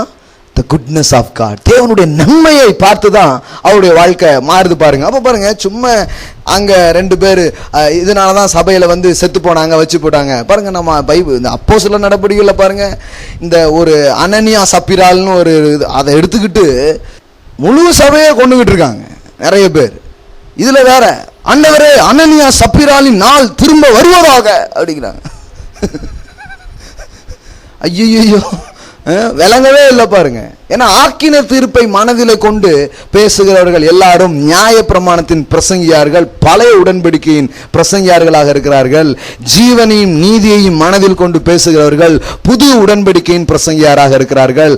அவர்கள் ஆட்டுக்குட்டியின் இரத்தத்தின் புண்ணியத்தை புரிந்தவர்களாக தங்கள் பிரசங்கத்தை அவர்கள் செய்கிறார்கள். அல்லேலூயா. இங்கு மேன்மைப்படுத்த வேண்டியது பாவத்தை அல்ல, பரிகாரியை. அல்லேலூயா. மருந்து வந்ததுக்கு அப்புறம் நோய் பெருசு நோய் பெருசுன்னீங்கன்னா மருந்து வந்துடுச்சு சார். இல்ல என்னதான் இருந்தாலும் நம்ம நோயை பத்தி கொஞ்சம் பேசுவோம். ஐயா, மருந்து வந்த பிறகு மருந்தை கொடுத்து, இப்ப கேன்சர் இருக்குன்னா கேன்சருக்கு மருந்து கண்டுபிடிச்சாங்கன்னா எவ்வளவு பெரிய நற்செய்தி பாருங்க. இல்ல இருந்தாலும் நம்ம கேன்சரை பத்தி கொஞ்சம் பேசணும். எது கேன்சர் பத்தி பேசணும்? மருந்து வந்துடுச்சு, வியாதியா இருக்கிறவங்களுக்கு மருந்தை கொடுங்க, அவர்கள் சுகமடையட்டும். அல்லேலூயா. எதை மேன்மைப்படுத்தணும், எதை எம்பசைஸ் பண்ணுங்கிறத விட்டவர்கள் இந்த காரியத்தையும் தவறாவே சொல்லி இருக்கிறாங்க. அதுல என்ன நடந்திருக்குன்னா, நியாய தீர்ப்பு அப்படிங்கறது என்ன பண்ணிருக்காங்க, தவறாகவே சொல்லப்பட்டிருக்கு பாருங்க. அப்ப எக்ஸாமின்னா என்ன, மத்தவங்க தப்பா எடுத்தாங்க, நீ அப்படி எடுக்காம அது என்னன்னு புரிஞ்சு என்ன பண்ண ஆரம்பி எடு. அதுதான் எக்ஸாமின் பண்றது, தன்னையே சோதித்து அறிதலுக்கு அதுதான் அர்த்தம். ஜட்ஜ்மெண்ட்னா என்ன, முதல் மனிதன் மீறினது போது எல்லாரு மேலேயும் அது வந்துச்சு. அந்த நியாய தீர்ப்புல இருந்து கிறிஸ்து மனுவர்க்கத்துக்கு மீட்பை அருளுகிறார். அதை ஏற்றுக்கொண்டோம் என்றால் அப்படிப்பட்ட பாதிப்பை இப்பொழுது நாம் அனுபவிக்க வேண்டிய அவசியம் இல்லை. ஹல்லேலூயா. கிளியரா? இதுல இருக்கிற எல்லா வார்த்தைகளும் கொஞ்சம் உங்களுக்கு கிளியரா இருக்குதா? வேற ஏதாவது டவுட்ஸ் இருந்தா கூட நீங்க சொல்லுங்க. ஏன்னா அதை கிளியர் பண்ணி சொல்லணும்னு சொல்லி என்ன பண்றோம், விரும்புகிறோம். நான் தேடி எதெல்லாம் இடிச்சிச்சோ அந்த வார்த்தையெல்லாம் இதுல என்ன பண்ணிருக்கிறோம், எடுத்துட்டு வந்திருக்கிறோம். இன்னொரு முக்கியமான வார்த்தையை தான் நாம இன்னைக்கு படிக்க போறோம். அந்த 11வது அதிகாரத்துல ஒரு வார்த்தை திருவிருந்திலே முக்கியப்படுத்தப்பட்டிருக்கிறது. அதுதான் நம்மள தெய்வீக சுகத்துக்கு நடத்துது. இப்ப இவ்வளவு நேரம் நான் பேசினதெல்லாம் இதுல பங்கு பெறுவதற்கே தடையா இருக்கிற காரியங்கள் நான் சொன்னேன். நிறைய பேர் இப்ப பங்கு பெறுவதனால் என்ன நடக்குங்கிறது ரெண்டாவது. முதல்ல பங்கு பெறியா அப்படின்னு சொல்லணுமே. பங்கு பெறுவதற்கு இருக்கிற தடையான வார்த்தைகளை தான் இப்ப நீக்கி இருக்கிறோம். யார் வேணாலும் என்ன பண்ணலாம், பங்கு பெறலாம் அப்படிங்கறதான் காரியம். கிறிஸ்துவினுடைய கல்வாரி மரணம் கெட்டு போன மனுஷனுக்காகவும் தேவனை விட்டு பிரிந்து போன மனுஷனுக்காகவும் இருக்குது. அப்போ அது அப்பேற்பட்ட பரிகாரத்தை கர்த்தர் பண்ணிருப்பாருன்னா யாரும் வராதனா அவர் என்ன பண்ண மாட்டார், சொல்லவே மாட்டார். எல்லாரும் வாங்கன்னு கூப்பிடுறது தான் தேவனுடைய அழைப்பாக இருக்கிறது. வாங்க, வந்து எல்லாரும் பானம் பண்ணுங்க, புசியுங்கள் என்பது தேவனுடைய காரியமாக இருக்கிறது. ஆமென். இப்படி நாம ஃப்ரீயா விட்டுட்டோம்னா ஜனங்க இதனுடைய மதிப்பையே அறியாமல் போய்விடுவார்கள். நான் சொல்றேன், நீங்க இப்படி பண்ணதுனாலதான் நிறைய பேர் அதோடைய மதிப்பு அறியாமல் போயிட்டாங்க. ஆனா இப்போ பாருங்க, நிறைய பேர் இந்த சத்தியத்தை புரிஞ்சுக்கிட்டு வீடுகள் தோறும் இப்ப கம்யூனியன் எடுக்க ஆரம்பிச்சிருக்கிறாங்க. அல்லேலூயா. நான் சொல்றேன், இன்னைக்கு இது டிவியில பார்த்துட்டு இருக்கலாம், இதை கேட்டுட்டு இருக்கலாம், டிவிடியில் பார்க்கலாம். நான் சொல்றேன், உங்கள் வீடுகள் அதை நீங்க எடுக்கலாம். போன வாரம் அதை பத்தி நம்ம பேசணும். என்ன பேசணும்? அவர்கள் வீடுகள் தோறும் என்ன பண்ணாங்க? அப்பம் பிட்டு அவர்கள் ஐக்கியப்பட்டார்கள் போட்டிருக்குது. ஒரு வீட்டில் ஒரு குடும்ப தலைவர் கம்யூனியன் சர்வீஸ் என்ன பண்ணலாம்? நடத்தலாம். ஏனென்றால் நீங்கள் இரத்தத்தினால் மீட்கப்பட்ட ஆசாரியர்களாய் நியமிக்கப்பட்டிருக்கிறீர்கள். ஆமென். Your a royal priesthood. உங்களுக்கு ஒரு ஆசாரியத்துவம் இன்றைக்கு அருளப்பட்டிருக்கிறது. ஆனா மதம் எப்பவுமே தன்னுடைய இடத்தை தக்க வச்சுக்கணுங்கிறதுலயே அது போக்கஸ் பண்றதுனால இப்படிப்பட்ட விடுதலையான காரியங்களை அநேக நேரத்தில் அது சொல்றதே இல்லை. ஆனா சத்தியம் நம்மை விடுதலைக்கு நேராக நடத்த ஆரம்பிக்கும். ஆமென். வீடுகள் அதை எடுக்கலாம். பல நான் சொன்னேன், அதை யூஸ் பண்ணக்கூடிய பொருட்களை பற்றி கூட நான் உங்களுக்கு சொன்னேன். நீங்க கிரேப் ஜூஸும் இந்த நாம இப்ப யூஸ் பண்றோமே அந்த ரொட்டி, அந்த பிரெட், அதை தான் நீங்க யூஸ் பண்ணுங்கிறது கிடையாது. நீங்க அன்றாட உபயோகப்படுத்துற எந்த உணவுப் பொருட்களையும் எடுத்துக்கிட்டு கிறிஸ்துவின் சரீரமாகவும் சிந்தப்பட்ட இரத்தமாகவும் நினைவு கூர்ந்து அதை நீங்கள் புசிக்கலாம், அதில் பானம் பண்ணலாம். அல்லேலூயா. பர்கரையும் கோக்கையும் வச்சு எடுக்கலாம், கம்யூனியன். ஆமென். கடுங்காப்பியையும் தோசையும் வச்சு எடுக்கலாம், கம்யூனியன். ஹல்லேலூயா. வேற எப்படி உங்களுக்கு எப்படிலாம் வெளிப்பாடு வருதோ எடுங்க. எப்படியோ நினைவு கூறுவது இங்க அவசியமான காரியமாக இருக்கிறது. அல்லேலூயா. அது சபையில மட்டும் இல்ல, வீட்டில் நினைவு கூறலாம். இன்னும் நீங்க உங்கள் வழியில் ஒவ்வொரு காரியங்களையும் நீங்கள் நினைவு கூறலாம். சோ இதுதான் இங்க முக்கியமான காரியம். இதை நம்ம பேசிட்டோம் ஆல்ரெடி. இப்ப பாருங்க, இதுல ஹிண்ட்ரன்ஸ், அதாவது இந்த தடைகளை நான் சொல்லிட்டேன். நீங்க வர்றதுக்கு என்ன தடை இருக்குங்கிறது சொல்லிட்டேன். ஒரு தடையும் கிடையாது. எல்லாரும் புசிக்கலாம், ஒன்னும் பயப்பட வேண்டியது இல்ல. கம்யூனியன் ஒன்னும் வெடி மருந்து கிடையாது. இப்ப அந்த ரேஞ்சுக்கு தான் சொல்லிட்டேன். வச்சனா எந்நேரம் வெடிச்சிரும், பாத்துக்கோ. கண்ணி வெடி மாதிரி சொல்லிட்டாங்க. யூதாஸ் பாத்தீங்கன்னா வயிறு வெடிச்சு செத்துட்டான். அதுக்கு ஒரு உதாரணம். ஏன்னா கம்யூனியன் எடுத்துட்டதுனாலதான் வயிறு வெடிச்சிட்டு அப்படின்ட்டாங்க. ஏன்னா யூதாஸ் என்ன பண்ணானா, அவன் ஆண்டுக்கு நின்று மேல இருந்து கயிறு தாங்காம கீழே விழுந்து வயிறு வெடிச்சு செத்து போனான்னு பைபிள்ல போட்டிருக்கு. நம்ம ஆளுகள் அதுக்கு என்ன கனெக்ஷன் கொடுக்காங்கன்னா, கம்யூனியன் எடுத்ததுனால கண்ணி வெடி பாத்தீங்களா, வயிறு வெடிச்சிட்டு செத்து போட்டான் அப்படின்ட்டாங்க. கம்யூனியன்ங்கிறது கண்ணி வெடி கிடையாது. அந்த ரேஞ்சுக்கு சொன்னதுனால பயம், அச்சம். சோ இன்னைக்கு முதல்ல அதை நாம எடுக்கிறோம். அச்சம் தேவையில்லை. நாம இதை குறித்து விசுவாசத்தோடும் நம்பிக்கையோடும் இதுல என்ன பண்ணலாம்? பங்கு பெறலாம். ஆமென். வீடுகள் தோறும் பங்கு பெறலாம், அலுவலகங்கள் தோறும் பங்கு பெறலாம். எங்கெல்லாம் கர்த்தருடைய பிள்ளைகள் கூடுகிறீர்களோ அதுதான் சபையா இருக்குது. அது அழைக்கப்பட்டவர்களின் கூட்டமாக இருக்கிறது. அங்கு கிறிஸ்துவை நாம் நினைவு கூறலாம். அவரை நினைவு கூறுவதனால் வருகிற ஆசீர்வாதங்களை நாம் அனுபவிக்கலாம். ஆமென். Praise God. இப்ப கவனிங்க, இதுல 24, 25 இந்த 2 வசனம் பாருங்க. ஸ்தோத்திரம் பண்ணி அதை பிட்டு நீங்கள் வாங்கி புசியுங்கள், இது உங்களுக்காக பிற்கப்படுகிற என்னுடைய சரீரமாய் இருக்கிறது, என்னை நினைவு கூறும்படி இதை செய்யுங்கள் என்றார். போஜனம் பண்ணின பின்பு அவர் அந்தபடியே பாத்திரத்தை எடுத்து, இந்த பாத்திரம் என் இரத்தத்தினால் ஆகிய புதிய உடன்படிக்கையா இருக்கிறது, நீங்கள் இதை பானம் பண்ணும் பொழுதெல்லாம், எல்லாம் சொல்லுங்க, பானம் பண்ணும் பொழுதெல்லாம். ஆஃபன் அப்படின்னா என்ன? அடிக்கடி. இது எப்பமாவது பண்ணுங்கன்னு சொல்ல எப்படி போட்டிருக்குது? அடிக்கடி இது என்ன பண்ணுங்க? பானம் பண்ணுங்க. வியாதியிலையும் பலவீனத்தில் இருப்பீங்கன்னா டாக்டர் சொல்றாங்க ஒரு நாளைக்கு காலை மாலை மதியம் 3 வேளை அப்படிங்காங்க இல்லையா? எழுதியே கொடுத்துட்றாங்க. நான் சொல்றேன் கம்யூனியனை அதை எடுங்க. கம்யூனியனை 3 நேரம் எடுங்க, கம்யூனியனை 2 நேரம் எடுங்க, காலையில் எடுங்க, மாலையில் எடுங்க. ஏன்னா உங்கள் சுகத்திற்காக அவர் சரீரம் பிற்கப்பட்டிருக்கிறது, அவருடைய சரீரம் நொறுக்கப்பட்டிருக்கிறது. அதன் மூலம் உங்களுக்கு தெய்வீக ஆரோக்கியம் உண்டாவது நிச்சயமானதாக இருக்கிறது. அல்லேலூயா. பல பரிசுத்தவான்களுடைய வாழ்க்கையில் இதை அவர்கள் செய்திருக்கிறார்கள். சுமித் விக்கில்ஸ்வர்த் பத்தி போன வாரம் சொன்னேன். அவர் 80 வயதுக்கு மேல அவர் வாழ்ந்தவர். அவர் ஆரோக்கிய தேகத்தோடு அவர் மரித்தார். அவ்வளவு ஆரோக்கியமா இருந்துதான். என்னன்னா தினமும் கம்யூனியன் எடுத்திருக்கிறார் காலையில. ஹல்லேலூயா. சோ இது ஆரோக்கியத்துக்காக கர்த்தர் வச்ச காரியம். அதனால இதை பானம் பண்ணும் பொழுதெல்லாம் அடிக்கடி இதை எடுத்துக்கோங்கன்னு இருக்குது. தினந்தோறும் எடுக்கலாம், 3 நேரம் கூட எடுக்கலாம், எப்ப வேணாலும் செய்யலாம். என்னை நினைவு கூறும்படி இதை செய்யுங்கள் என்றார். எல்லாம் சொல்லுங்க, என்னை நினைவு கூறும்படி இதை செய்யுங்கள். கம்யூனியன்ல ரொம்ப முக்கியமான ஹார்ட் மேட்டர் இதுதான் பாருங்க. ரிமெம்பரன்ஸ், நினைவு கூறுதல். என்ன நினைவு கூறுதல்? கிறிஸ்துவை. ஹல்லேலூயா. ஆனா நம்ம சப்ஜெக்ட் எங்க மாறிடுச்சுன்னா, ரிமெம்பரிங் சின்னுக்கு போயிட்டு, ரிமெம்பரிங் சேவியருக்கு பதிலாக எங்க போயிட்டு, ரிமெம்பரிங் சின்னுக்கு போயிட்டு பாருங்க. அதுல இருந்து மாத்தணும். இது பாவத்தை நினைவு கூறுகிற நேரம் அல்ல, இது ரட்சகரை நினைவு கூறுகிற நேரமா இருக்கிறது. ஹல்லேலூயா. என்னை நினைவு கூறும் போதெல்லாம் நீ செஞ்ச தப்பெல்லாம் நினைக்கணுங்கிறது இங்க வரல, என்னை நினைவு கூறும் ஒரு காரியமாக அது இருக்கிறது. இந்த நினைவு கூறுதல்ல என்னங்க, ஏன் நினைவு கூறுதல் அப்படிங்கிறத பற்றி வேதம் பேசுது அப்படின்னு சொன்னா, இப்போ ஒரு விஷயம் பேசணும். the power of thinking, the power of remembrance, நினைவு கூறுதலுக்கு இருக்கும் வல்லமையை பற்றி பேசணும். அது பெரிய சப்ஜெக்ட், ஆனா கொஞ்சம் சொல்லணும். ஏன் நினைவு கூறுதல் என்கிற ஒன்றை இங்கு வைத்திருக்கிறார் அப்படிங்கிறது பேசணும். ஏன்னா மனுஷனை கர்த்தர் பல ஆற்றல் உள்ளவனாக படைத்திருக்கிறார். தெரியுமா? நீங்கள் ஆற்றல் உள்ளவர்கள். பக்கத்துல பார்த்து சொல்லுங்க, நீங்கள் ஆற்றல் உள்ளவர்கள். You are full of potential. Hallelujah. ஆனா நாம மதம் நமக்கு சொல்லி கொடுத்துட்டு, நீ ஒரு வெறுமையான பாத்திரம். அதனால இவங்களும் சொல்றாங்க, நான் வெறுமையான பாத்திரம், நான் ஒரு அபாத்திரம், இப்படியே போயிட்டு. அதனால ஒன்றும் வரல. ஏன்னா இல்லைன்னுங்கிறதுக்கு அப்புறம் அங்கே வராது. இல்லை, உள்ளவனுக்கு தான் கொடுக்கப்படும். இல்லைங்கிறதுக்கு அப்புறம் அங்கே ஒன்றும் வரவே வராது. பாருங்க, தப்பு பாருங்க. தேவன் மனிதனை ஆற்றல் உள்ளவனாக படைத்திருக்கிறார். You are full of potential. நிறைய ஆற்றல் இருக்கிறது.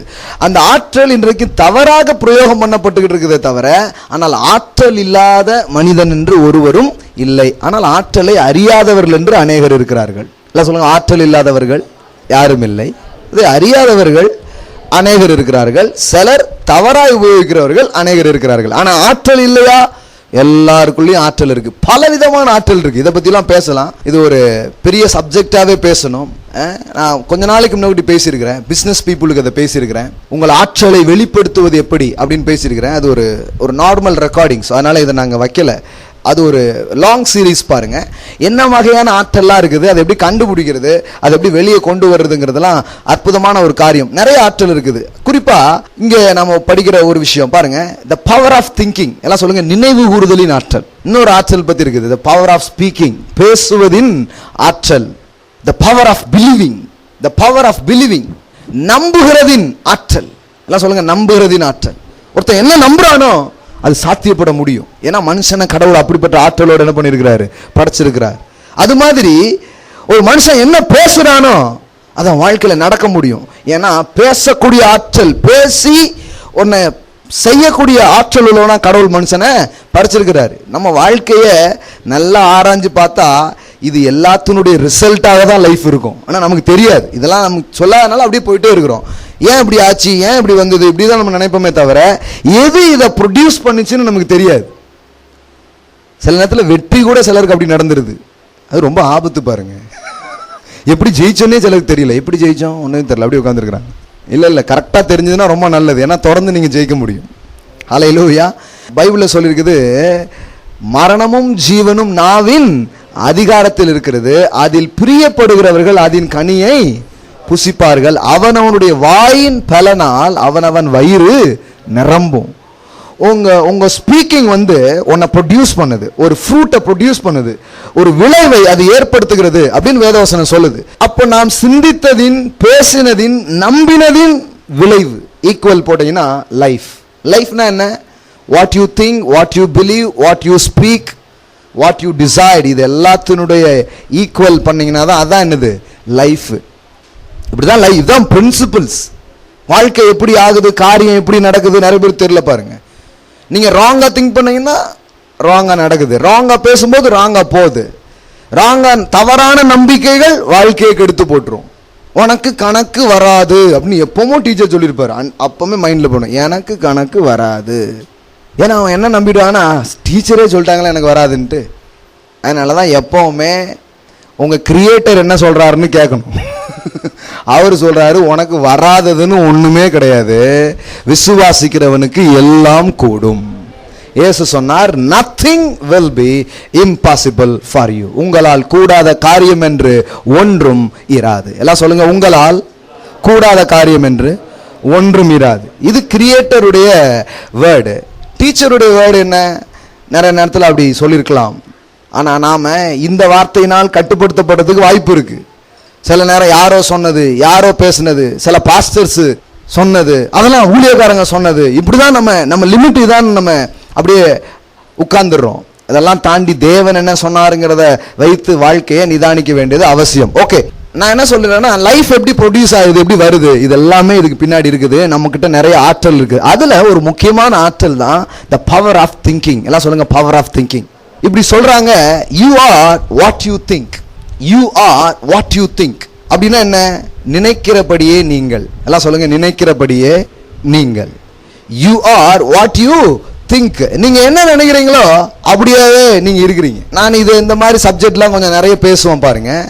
அதனால சில டிவிலெல்லாம் பார்த்துட்டு சில சொல்லியிருக்கிறாங்க, அவர் பார்த்தீங்கன்னா அவர் ஊழியத்துக்கு ட்ரெயின் ஆகி வரல, அவர் சைக்காலஜி படிச்சுட்டு வந்து பேசுறாரு அப்படிங்கிறாங்க. இந்த மாதிரி விமர்சனம்லாம் விடுறாங்க நிறைய பேர். அவர் பாருங்க சைக்காலஜிக்கலாக நிறைய பேசுவார் அப்படிங்காங்க. நான் சொல்கிறேன், தேவன் சைக்காலஜியை விட ரொம்ப பெரிய விஷயங்கள்லாம் அவர் சொல்லி வச்சிருக்கிறாரு. சைக்காலஜி எங்கேருந்து வந்துச்சு?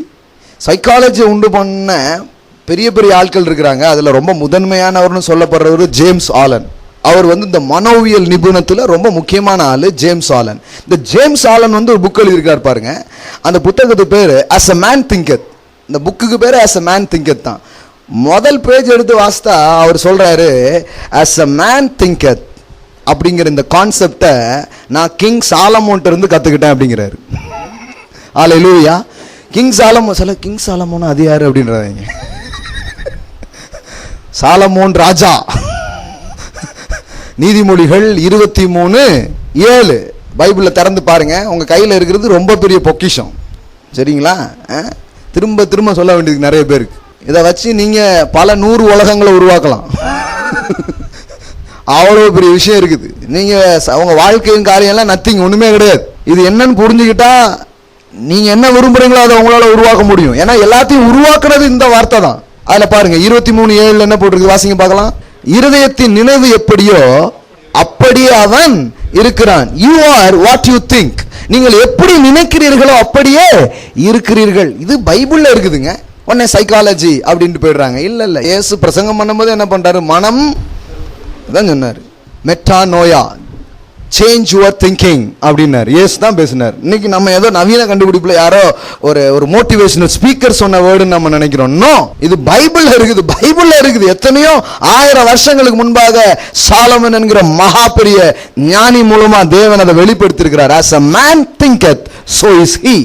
ஒரு மனுஷன் எப்படி எண்ணுகிறானோ அவன் அப்படியே இருக்கிறான். பைபிள் முழுவதும் இந்த எண்ணங்களின் வலிமையை பற்றி ஏராளமாக பேசுகிறது. அறிவியல் உலகமும் அதை ரொம்ப நல்லா கண்டுபிடிச்சிருக்குது. அதை குறித்த ஒரு புரிதல் இன்னைக்கு வந்திருக்குது. சில ஆமை போன்ற இதெல்லாம் சொல்றாங்க, அது நினைவுகளாலேயே பொறிக்க வைக்குது அப்படிலாம் சொல்றாங்க அறிவியல்ல. போய் நான் அதை பத்தி ரொம்ப படிச்சது இல்லை, ஆனா அதெல்லாம் சொல்றாங்க நினைவுகளுக்கு வலிமை இருக்கிறது அப்படின்னு சொல்லிட்டு. இதுக்குன்னு தனி சப்ஜெக்ட் வச்சு படிக்கிறாங்க. ஒரு மனுஷன் ஒரு காரியத்தை சிந்திக்கும் பொழுது, ஒரு மனுஷன் ஒரு காரியத்தை திங்க் பண்ணும்போது இந்த மூளையில ஒரு விதமான செயல்பாடு நடக்க ஆரம்பிக்குது. என்ன நடக்க ஆரம்பிக்கு பாருங்க. மகிழ்ச்சியை ஒருவன் சிந்திக்கிறான் அப்படின்னா இந்த மூளை ஒரு விதமான ரசாயனத்தை அது ப்ரொடியூஸ் பண்ணுது. மூளையிலிருந்து பல விதமான ரசாயனம் வெளியே வருது. அதுதான் இந்த சரீரம் ஃபங்க்ஷன் ஆகிறதுக்கு உதவியா இருக்கிற காரியங்கள். மகிழ்ச்சியை ஒருத்தன் திங்க் பண்ணும்போது என்டோஃபின் அப்படின்னு சொல்றாங்க, அப்படிப்பட்ட ஒரு ரசாயனம் ரிலீஸ் ஆகுது. அப்ப என்ன ஆகுதுன்னா சரீரம் முழுவதும் ஆரோக்கியத்தையும் அப்படியே ஒரு நல்ல ஃபீல் அந்த பாடிக்கு என்ன பண்ணுது, உண்டாக ஆரம்பிக்குது.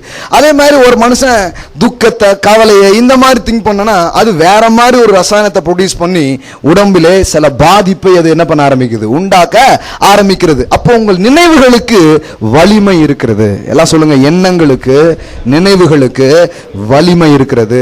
நீங்கள் எதை எண்ணுகிறீர்களோ நீங்கள் அதுவாகவே மாறுகிறீர்கள். அதுவாகவே நீங்கள் மாறுகிறீர்கள். ஆண்டவரே சொல்லிட்டார். பாபேல் கோபுரத்தை கட்டிட்டு இருக்காங்க கொஞ்சம் பேர். ஆண்டவர் சொல்றாரு, ஆதியாகமம் 16ஆம் அதிகாரத்தில் சொல்றாரு, அவர்கள் நினைக்கிறது தடைபட மாட்டாது என்று எண்ணி இருக்கிறார்கள். அவங்களுக்கு என்னன்னா, நான் நினைச்சா என்ன பண்ணிடும், நடந்துடும். ஆண்டவர் பார்த்தாரு, அப்படிதான் நான் உன்னை உருவாக்கியிருக்கேன், ஆனால் நீ தப்பாக யூஸ் பண்ணிட்டு இருக்க, இப்படியே போனால் கதை கெட்டுச்சு அப்படின்ட்டு கொஞ்சம் சப்ஜெக்ட் அப்படியே மாத்துறாரு. எப்படி மாத்தினார் தெரியுமா? அவர்களுடைய பாஷையே மாற்றினார். அப்படின்னா என்னன்னா, அப்போதான் புதிய பாஷையை உருவாக்குச்சு. நிறைய மொழிகள் வந்துடுச்சு. இவன் பேசுறது அவனுக்கு புரிய மாட்டுக்கு, அவன் எல்லாருக்குமே ஒருத்தர் பேசுறது அந்நிய பேச மாதிரியே இருந்திருக்கு. ஒன்றும் புரிய மாட்டுக்கு. அப்புறம் அப்படி தனித்தனியா போயிட்டாங்க. பேச்சு மாறினதுனால அவர்கள் ஒன்றாக சிந்திக்க முடியவில்லை. ஒன்றாய் சிந்திக்க முடியாததினால் ஒன்றாக செயல்பட முடியவில்லை. இப்படிதான் அந்த ப்ராஜெக்ட் ஸ்டாப் ஆச்சு. இப்ப சொல்றேன், இது நெகட்டிவ் ஆச்சு. பாசிட்டிவா அப்படி நடக்க முடியும். ஒன்றாய் சிந்தித்து ஒன்றாய் பேசினா எந்த பெரிய ப்ராஜெக்டும் நடக்க முடியும். அல்லேலூயா. அப்ப அன்னைக்கு ஆண்டவர் சொல்றாரு, இவன் நினைச்சான்னா அது நடந்துருமே. ஏன்னா இவனுக்குள்ள அந்த பவரை நான் என்ன பண்ணிருக்கிறேன், வச்சிருக்கேன். இவன் பேசினா நடந்துரும், அந்த பவரை நான் இப்படி வச்சிருக்கேன். அதனாலதான் எலிசபெத்து கர்ப்பமாகணும்னு சகரியாட்ட சொன்ன போது சகரியா நம்பல. சகரியா என்ன நீங்க யாரோ நினைச்சுக்காதீங்க, அந்த ஊர்ல பெரிய பாஸ்டர், அவரு ஆசாரியன். இந்த மாதிரி ஒரு பெரிய அற்புதம், முதிர் வயதில் உன்னுடைய மனைவி என்ன பண்ண போறா, கர்ப்பவதியாகி ஒரு பிள்ளை பெறுவா, அவனுக்கு யோவான்லாம் பேர் வைக்கணும்லாம் சொல்றான். தூதன் சொல்றான். இவன் நம்பவே இல்லை பாருங்க.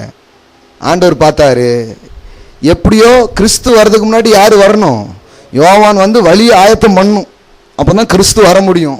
இவன் காரியத்தையே கெடுத்துருவான்னு பிள்ளை பிறக்கிற வரைக்கும் அவன் வாய்க்கு ஒரு பூட்டு. நீங்க யோசிச்சு பாருங்க, நீங்க திங்க் பண்ணணும், ஏன் வாயை பூட்டினாரு? ஏன்னா வாயை பூட்டலன்னா இவன் பேசியே கர்ப்பத்தை கலைச்சிருப்பான். நீங்க யோசிங்க, ஏன் ஆண்டவர் அப்படி பண்ணணும்? அப்படி செய்ய வேண்டிய அவசியம் என்ன? நீ என்னத்தையும் பேசு, நான் கர்த்தர் செய்யறதை செய்வேன், அப்படி பண்ண முடியாது. நிறைய பேர் சொல்றாங்க அப்படி இல்லைங்க, நம்ம என்னங்க கர்த்தர் என்ன வச்சிருக்காரு அதான். அப்படி கிடையாது. நீங்க வாழ்க்கை இவ்வளவு மோசமா இருக்கு, அதுல இருந்தே தெரிஞ்சுக்கோங்க கர்த்தர் வச்ச மாதிரி நீங்க இல்ல. எல்லாம் கர்த்தர் சித்தப்படி தான் நடக்கும். என்ன சித்தப்படி? உங்களுக்கு உங்க தொழில் ஒழுங்காமே போகாம இருக்கிறது கர்த்தருக்கு சித்தமா? இதுலயும் ஒரு கர்த்தர் சித்தம் இருக்கும். என்ன கர்த்தருக்கு சித்தம் இருக்கும்? கர்த்தர் சித்தம் ஒழுங்கா படிங்க. நீங்க ஜெயமா இருக்கணுங்கிறது கர்த்தருடைய சித்தமாக இருக்கிறது. அல்லேலூயா. ஆனா உங்கள் நினைவுகள், உங்கள் பேச்சுகள், உங்களுடைய நம்பிக்கைகள் அதுக்கு ஒத்ததாக இல்லை என்றால் கர்த்தர் வச்சது அங்க நடக்காது, வேற ஒண்ணுதான் நடக்கும். இதுதான் முழு பைபிள் இருக்கிற சப்ஜெக்ட். 11 நாள்ல வாக்கு பண்ணப்பட்ட ஊருக்கு போயிடக்கூடிய சாத்தியம் அங்க இருந்தது. ஆனா 40 வருஷம் ஆகியும் இஸ்ரவேல் ஜனங்கள் போகவில்லை. நாம என்ன பண்ணிட்டோம், கர்த்தருக்கு சித்தம் இல்லை அப்படின்ட்டு பேசி முடிச்சிருந்தோம் பைபிள்ல. ஆனா வேதம் சொல்லுது, அவர்கள் அவிசுவாசத்தினால் அவர்கள் அங்கு செல்லவில்லை அப்படின்னு வேதவசனம் சொல்லுது. ஹல்லேலூயா. நிறைய காரியத்தை நாம் அடையாம போனதுக்கு காரணம் கர்த்தர் கிடையாது. கர்த்தருடைய வழி என்ன, கர்த்தர் எப்படி காரியத்தை வச்சிருக்கிறாருன்னு புரியாததுனாலதான் நிறைய காரியங்கள் கெட்டு போகுது. என்னைக்கு புரியுதோ அன்னையில இருந்து மறுபடியும் வாழ்க்கையை கட்ட முடியும். ஹல்லேலூயா.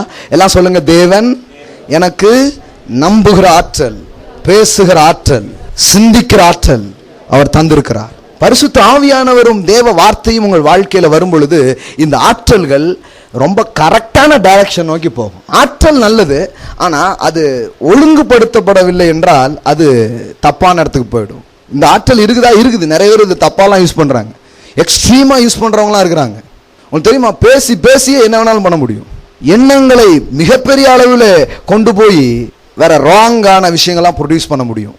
ஆற்றல் இருக்கு, ஆனா அது ஆவியானவருக்கும் வார்த்தைக்கும் வரும் பொழுது அதுக்கு ரொம்ப கரெக்டா என்ன பண்ண முடியும், செய்ய முடியும். பாருங்க. அப்ப கவனிங்க, நினைவுக்கு என்ன இருக்குது, சக்தி இருக்குது, நினைவுதலுக்கு இருக்கு. அதனாலதான் இவ்வளவு பேசிட்டு இருக்கிறேன் நான். என்னையா ஏதோ திருவிருந்துன்ட்டு எங்கேயோ போயிட்டார அப்படின்னு நினைக்காதீங்க, அங்கதான் நிக்கிறேன் நான். நினைவு கூறுங்கள்னு ஏன் சொன்னாரு? இந்த சரீரம் எனக்காக பிற்கப்பட்டது, ஏன் சுகத்துக்காக. இந்த ரத்தம் ஏன் சிந்தப்பட்டது, என்னுடைய மன்னிப்புக்காக என்பதை நீங்கள் நினைவு கூறும்போது, உங்க எண்ணங்களில் இது வரும்பொழுது, எவ்வளவா என் ஆரோக்கியத்திற்காக இவர் இதை செய்தார் என்பதை நீங்கள் நினைக்கிறீர்களோ, எண்ணுகிறீர்களோ, நான் சொல்றேன், உங்கள் எண்ணத்துக்கு ஒத்தா போலதான் உங்க மூளை, சரீரம் எல்லாமே வேலை செய்யும். உங்கள் சரீரத்தில் தெய்வீக சுகங்கள் வழிந்தோடுவதை நீங்கள் காண முடியும். ஹல்லேலூயா. as a man thinketh. அப்ப ஆண்டவர் அதனால தான் சொன்னாரு, என்னை நினைவு கூறும்படி இதை செய்யுங்கள். எல்லாம் சொல்லுங்க, நினைவு கூறும்படி இதை செய்யுங்கள்.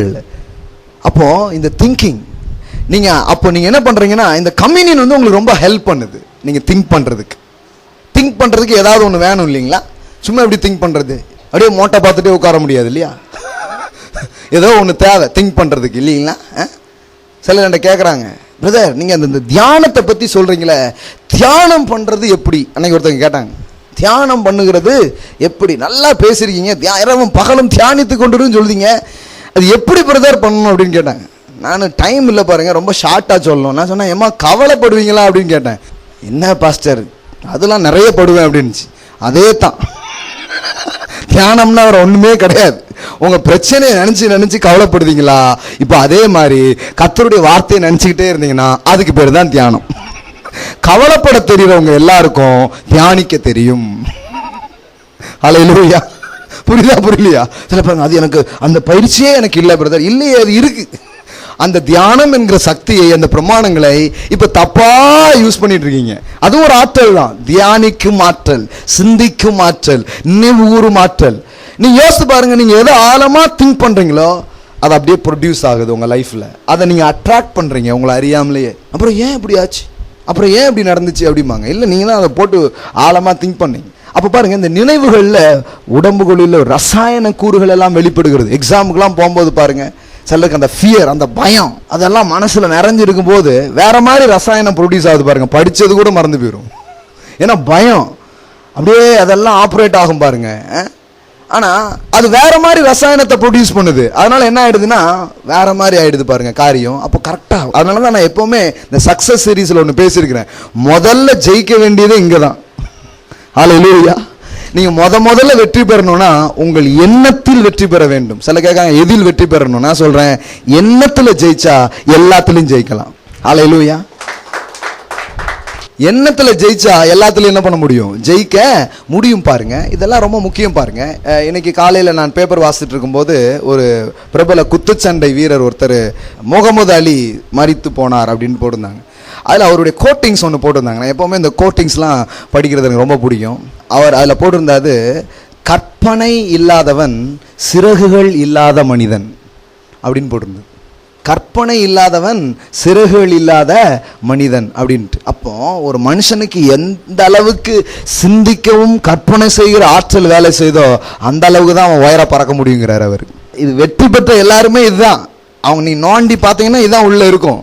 சும்மா எப்படியோ வந்து வெற்றி பெறல பாருங்க. அதெல்லாம் அந்த அந்த பிரின்சிபிள்ஸ்ல தான் சக்சஸ் வருது. அதை சிலர் கத்து வச்சிருக்கிறாங்க, சிலர் நல்லா புரிஞ்சு வச்சிருக்காங்க. கடவுளுடைய பிள்ளைங்களுக்கு வந்து ராஜா தான் தெரியுறாரு, ராஜ்யத்தின் பிரமாணம் ஒண்ணுமே தெரிய மாட்டேங்குது. சிலருக்கு ராஜாவையும் தெரியல, அது வேற கதை. சிலருக்கு ரெண்டுமே தெரியல. சிலருக்கு வந்து ஒன்லி கிங் தான் தெரியுது. தேவனுடைய ராஜ்யத்தையும் நீதியையும். நீதினா என்ன? த லாஸ் ஆஃப் கிங்டம். ராஜ்யத்தின் நீதி, சட்டங்கள், பிரமாணங்கள். அது எதை சொல்லுது, அது எப்படி இயங்கும்படியா சொல்லுது, இதெல்லாம் தெரியணும். ஒன்லி கிங் மட்டும் தெரிஞ்சா போதாது. the person of Jesus தான் நிறைய பேருக்கு தெரியுது, the principles of Jesus நிறைய பேருக்கு தெரியல. நம்ம ரெண்டையுமே பேசுறோம், the person of Jesus and the principles of Jesus. இது ரெண்டும் வாழ்க்கையை முழுமையாக்குகிற காரியமாக இருக்கிறது. அல்லேலூயா. அப்ப நினைவுகளுக்கு வலிமை இருக்கிறத இந்த anatomy of thinking அப்படின்னு ஒரு ஸ்டடி இருக்கு. அதில் ஃபுல்லாக இதெல்லாம் பற்றி விவாதிக்கிறாங்க. நீங்கள் என்ன திங்க் பண்ணுறீங்களோ அப்படியே ஆறீங்க. அதெல்லாம் பிள்ளைங்களுக்கு வந்து நல்லா சொல்லணும், நீ நல்லா திங்க் பண்ணணும், கரெக்டாக யோசி, நான் நல்லா வருவேன்னு சொல்லி. ஆண்டுடைய பிள்ளை, உனக்கு இந்த காரியங்கள்லாம் பண்ண முடியும், இதெல்லாம் என்ன கர்த்தர் சொல்லியிருக்கிறார் அப்படிங்கிற விஷயமே நீங்கள் போடணும். பாருங்கள், நம்ம போட்டு நீலாம் என்னத்தை போ அப்படிங்கிற மாதிரி சொன்னீங்கன்னா அதே நம்ப ஆரம்பிச்சிரும் பாருங்க. அப்படி சொல்லக்கூடாது. நல்ல மோட்டிவேட் பண்ணி நல்ல ஊக்கப்படுத்தணும் பாருங்க. அப்போ இப்படி முற்போக்காக நம்முடைய மனதையும் எண்ணங்களையும் மாற்ற ரொம்ப உதவியா இருக்கிறது கர்த்தருடைய பந்தி பாருங்க. நான் வாழ ஒருவர் மரித்தார். இதை திங்க் பண்ணீங்கனாலே வாழ்க்கை ப்ரொடியூஸ் ஆக ஆரம்பிச்சிடும். சாகிற அளவுக்கு தேவன் இறங்கி இருக்கிறார்னா நான் வாழ்றதுக்கு நான் வாழ்ந்தே தீருவேன். ஹல்லேலூயா. நான் சுகமாகிறதுக்காக அவர் சரீரம் கிழிக்கப்பட்டிருக்கும்னா அப்ப என் சரீரத்தை டாக்டர் கிழிக்க முடியாது. நான் சுகத்தை பெறுவேன், நான் நல்லா இருப்பேன். இதுக்கு உதவி செய்து பாருங்க. அதுதான் கம்யூனியன். அதுக்கு தான் இதை அவர் வைக்கிறார். என்னை நினைவு கூறும்படி இதை செய்யுங்கள் என்றார். ஒரு வசனம் வாசித்து முடிக்கலாம். பிலிப்பியர் 4:8. கடைசியாக சகோதரரே, உண்மையிலே இது கடைசியாகத்தான். கடைசியாக சகோதரரே, உண்மை உள்ளவைகள் எவைகளோ, ஒழுக்கமுள்ளவைகள் எவைகளோ, நீதி உள்ளவைகள் எவைகளோ, கற்புள்ளவைகள் எவைகளோ, அன்புள்ளவைகள் எவைகளோ, நற்கீர்த்தி உள்ளவைகள் எவைகளோ, புண்ணியம் எதுவோ, புகழ் எதுவோ, அவைகளையே சிந்தித்து கொண்டிருங்கள். எல்லாம் சொல்லுங்க, அவைகளையே சிந்தித்து கொண்டிருங்கள். எப்படி சொல்லிருக்கு பாருங்க. ஏன் இதெல்லாம் சிந்தித்து கொண்டிரு, சும்மா நீ எப்படி வேணா இருப்பா, கர்த்தர் என்ன வச்சிருக்கோ அது நடக்கும் அப்படி சொல்லிட்டு தானே பைபிள்ல. அவருக்கு வேற டைமே இல்லைங்களா? அது என்னென்ன நடக்கணுமோ அது நடக்கும். whatever will be, it's will be. என்ன ஒன்று நடக்கணுமோ அதெல்லாம் நடக்கும். என்னெல்லாம் அப்படியே இல்லைங்களே. என்ன போட்டிருக்குது? ஒழுக்கம் உள்ளவைகள், புகழ் உள்ளவைகள், மேன்மை உள்ளவர்கள். the higher thought produce the higher living. உயர்ந்த எண்ணங்கள் தான் உயர்ந்த வாழ்க்கையை ப்ரொடியூஸ் பண்ண முடியும். அதனால தான் ஆண்டவர் சொல்றாரு, இவைகளையே சிந்தித்து கொண்டிரு. ஏன்னா you are what you think. You are what you think. நீங்கள் உங்கள் நினைவுகளின் பிறப்பாக இருக்கிறீர்கள். உங்கள் நினைவுகளிலிருந்து தான் உங்கள் வாழ்க்கை பிறக்கிறது. அதனால் அவர் சொன்னார், என்னை நினைவு கூறுன்ட்டாரு. என்ன நினைச்சேன்னா அப்புறம் எனக்குள்ள இருக்கிற பரிபூர்ணம், எனக்குள்ள இருக்கிற வாழ்வு தான் உன்னிலே வெளியே வருவதை நீ பார்ப்பாய். ஹல்லேலூயா. எல்லாம் சொல்லுங்க, கிறிஸ்துவை நினைவு கூறுவது தான் வாழ்க்கை. அந்த அவரை நான் என்ன அவரை தியானிக்க காலையில் எழுந்து நான் கிறிஸ்தவ ப்ராக்டிஸில் என்ன கற்றுக்கிட்டேன்னா, காலையில் எழுந்த உடனே பரிசுத்தத்துக்காக ஜெபம் பண்ணு அப்படிமா. காலையில் ஆண்டவரே இந்த நாளில் என் கண்ணை பாதுகாத்துக்கொள்ளும், காதை பாதுகாத்துக்கொள்ளும், எந்த கெட்ட எண்ணம் வரக்கூடாது ஆண்டவரே அப்படியே பேசினேன். அன்னைக்கு ஃபுல்லாக அதை பேசி அதே ஜெபம் பண்ணுறதுனால வெளியில் போகும்போதெல்லாம் அதே தான் வரும். வரக்கூடாது, சீ வராத, குரங்க நினைக்கக்கூடாது. இப்படியே தான் ஓடிச்சு பாருங்க, ரொம்ப வருஷம் ஓடிச்சு. கர்த்தர் கிருபையாக காப்பாற்றினார். எப்பா நீ இதெல்லாம் நினைக்கிறதுக்கு ஒன்று கூப்பிடல, நீ என்ன நினை. ஆண்டவரே நீர் எவ்வளோ நல்லவர் சுவாமி, எவ்வளோ அற்புதமான உலகத்தை படைச்சிருக்கிறீங்க, எனக்கு எவ்வளோ நன்மையை வச்சிருக்கீங்கன்னு இதை எண்ணிட்டு போனா பரிசுத்தம் தன்னால் வருது பாருங்க. அல்லேலூயா. இயேசுவை நினைவு கூறுவது, பாவத்தை நினைவு கூர்ந்து பாவத்தை யோசிக்கிறது கிடையாது. இந்த சப்ஜெக்ட் சபைக்கு புரியல பாருங்க. அதனாலதான் அவங்க எதை நினைக்க கூடாதோ அதே பேசுறாங்க. இதை நீ நினைக்க கூடாது, இதை நினைக்க கூடாது, குரங்க நீ நினைக்க கூடாது, அது துள்ளி துள்ளி போகும், கருப்பு கலர்ல தெரியும், ஆனா நீ அதை நினைக்க கூடாது. இப்படி சொல்லி அதே தான் நினைப்பு வந்துருக்கு. ஆண்டவர் அது பேசல. ஏன்னா அது பேசுனா என்ன ஆகும்னு அவருக்கு நல்லா தெரியும்.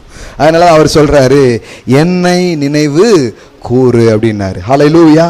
வாலிபனே, உன் வாலிப வயதில் உன் சிருஷ்டிகரை நினை. ஹல்லேலூயா. எவ்வளவு அற்புதமான வார்த்தை பாருங்க. உன் சிருஷ்டிகரை நினை. உன் இளமை கால துவக்கத்திலேயே உன்னை உண்டாக்கினவரை நினைச்சிட்டனா அப்புறம் அவரே உன் வாழ்வாக மாறிவிடுவார். ஹல்லேலூயா. உன் வாழ்வே அவராக நிரம்பி விடுவார். ஏன்னா எண்ணங்கள்ல தான் வாழ்க்கை வரும். நீ அவரை நினைச்சிட்டனா நீ வாழ்ந்திருப்பதை யாரும் தடுக்க முடியாது, நீ நன்றாக இருப்பாய். ஹல்லேலூயா. கர்த்தர் நல்லவர் பாருங்க. தேவன் எவ்வளவு அழகா வாழ்க்கையை உண்டாக்கி இருக்கிறார், உங்களை ஆற்றல் உள்ளவர்களா உண்டாக்கி இருக்கிறார். நீங்க என்ன திங்க் பண்றீங்களோ அது வாழ்க்கையில ப்ரொடியூஸ் ஆக முடியும். நீங்க எதை சிந்திக்கிறீர்களோ உங்கள் சிந்தனையின் விளைவுதான் வாழ்க்கையாக இருக்கிறது. அதனால பவுல் சொல்றாரு, இவைகளையே சிந்தித்து கொண்டு இருங்கள். ஆங்கிலத்தில் எப்படி வருதுன்னா ஃபிக்ஸ் ஆன் யுவர் மைண்ட் அப்படின்னு வருது. இந்த சிந்தி அப்படிங்கிறது இங்கிலீஷ் பைபிள் எப்படி போட்டிருக்காங்கன்னா, ஃபிக்ஸ் ஆன் யுவர் மைண்ட். உன் மனசுல இதை ஃபிக்ஸ் பண்ணு, இதை அப்படியே உன் மனதில் இதை நிர்ணயம் பண்ணிக்கொள், இதையே சிந்தி, இதை மாட்டி வச்சுக்கோ அப்படிங்கிற மாதிரி போட்டிருக்கு பாருங்க. ஏன்னா உங்கள் எண்ணங்களையும் சிந்தனைகளையும் எதை நீங்க வைக்கிறீங்களோ அது நிஜமானதாக மாற ஆரம்பிக்கிறது. அல்லேலூயா. கிறிஸ்து பரிகார பலியாக மாறினார். கிறிஸ்து உங்களுக்காக இரத்தம் சிந்தினார், உங்கள் பாவங்கள் மன்னிக்கப்பட, உங்களுக்காக, உங்கள் சுகத்திற்காக அவள் சரீரங்கள் பிற்கப்பட்டது. அப்போ நீங்க ஆரோக்கியத்தில் இருக்க முடியும், நீங்கள் வாழ்ந்து இருக்க முடியும். ஆமென். வீட்டில இருந்து கூட இந்த கம்யூனியன் நீங்க எடுக்கலாம். இயேசுவை நினைவு கூறுங்க. ஹல்லேலூயா. ஆரோக்கியம் நிச்சயம். பல 100 சாட்சிகளுக்கு மேலே நான் இந்த மாதிரி காரியங்களை படிச்சிருக்கிறேன். இந்த கம்யூனியன் மூலமாகவே அவர்கள் சுகமடைந்ததை குறித்து. வெறும் இந்த கம்யூனியனில் சுகம் மட்டும் இல்லை. ஏன்னா பஸ்காவை பழைய ஏற்பாட்டிலே நினைவு கூறுதலாய் இஸ்ரவேல் ஜனங்கள் ஆசரித்த போது அவர்கள் கோத்திரத்தில் பலவீனப்பட்டவன் ஒருவனும் இல்லை. வெறும் சரீர சுகத்தை மட்டும் அவர்கள் பெறவில்லை. வேதவசனம் சொல்லுகிறது, அவர்களை வெள்ளியோடும் பொன்னோடும் தேவன் என்ன பண்ணாரு? புறப்பட பண்ணினார். அப்போ வெறும் ஹெல்த் மட்டும் இல்லை, வெல்த்தும் இருக்கு. Wealth and health in the communion. Communion மூலம் சுகமும் ஆரோக்கியமும் வர முடியும், ஐஸ்வர்யமும் என்ன பண்ண முடியும்? வர முடியும். பாருங்க, சூப்பர் நேச்சுரல் வேலை வரும். இது சூப்பர் நேச்சுரல் வேலை ஆப்ரேட் ஆகிற ஒரு காரியமாக இருக்கிறது. இயற்கைக்கு அப்பாற்பட்ட விதத்தில் இது வருகிறது. நான் அடிக்கடி சொல்றதுதான் திரும்பவும் சொல்றேன், புசிப்பதினாலே தான் மனிதனுடைய வாழ்க்கையில் எல்லா சாபங்களும் விளைந்தது. தவறான மரத்தின் கனியை புசித்ததினால் தவறான பாதிப்பு வந்தது. இப்பொழுது கல்வாரி சிலுவையில் தேவன் தன் குமாரனை ஜீவன் தரும் கனியாய் தொங்க விட்டிருக்கிறார். இப்பொழுது அவரை புசிப்பதின் மூலம் எல்லா பிரச்சனையும் சால்வ் ஆகுது. அல்லேலூயா. புசிப்பதுனால தான் பிரச்சனை வந்துச்சா?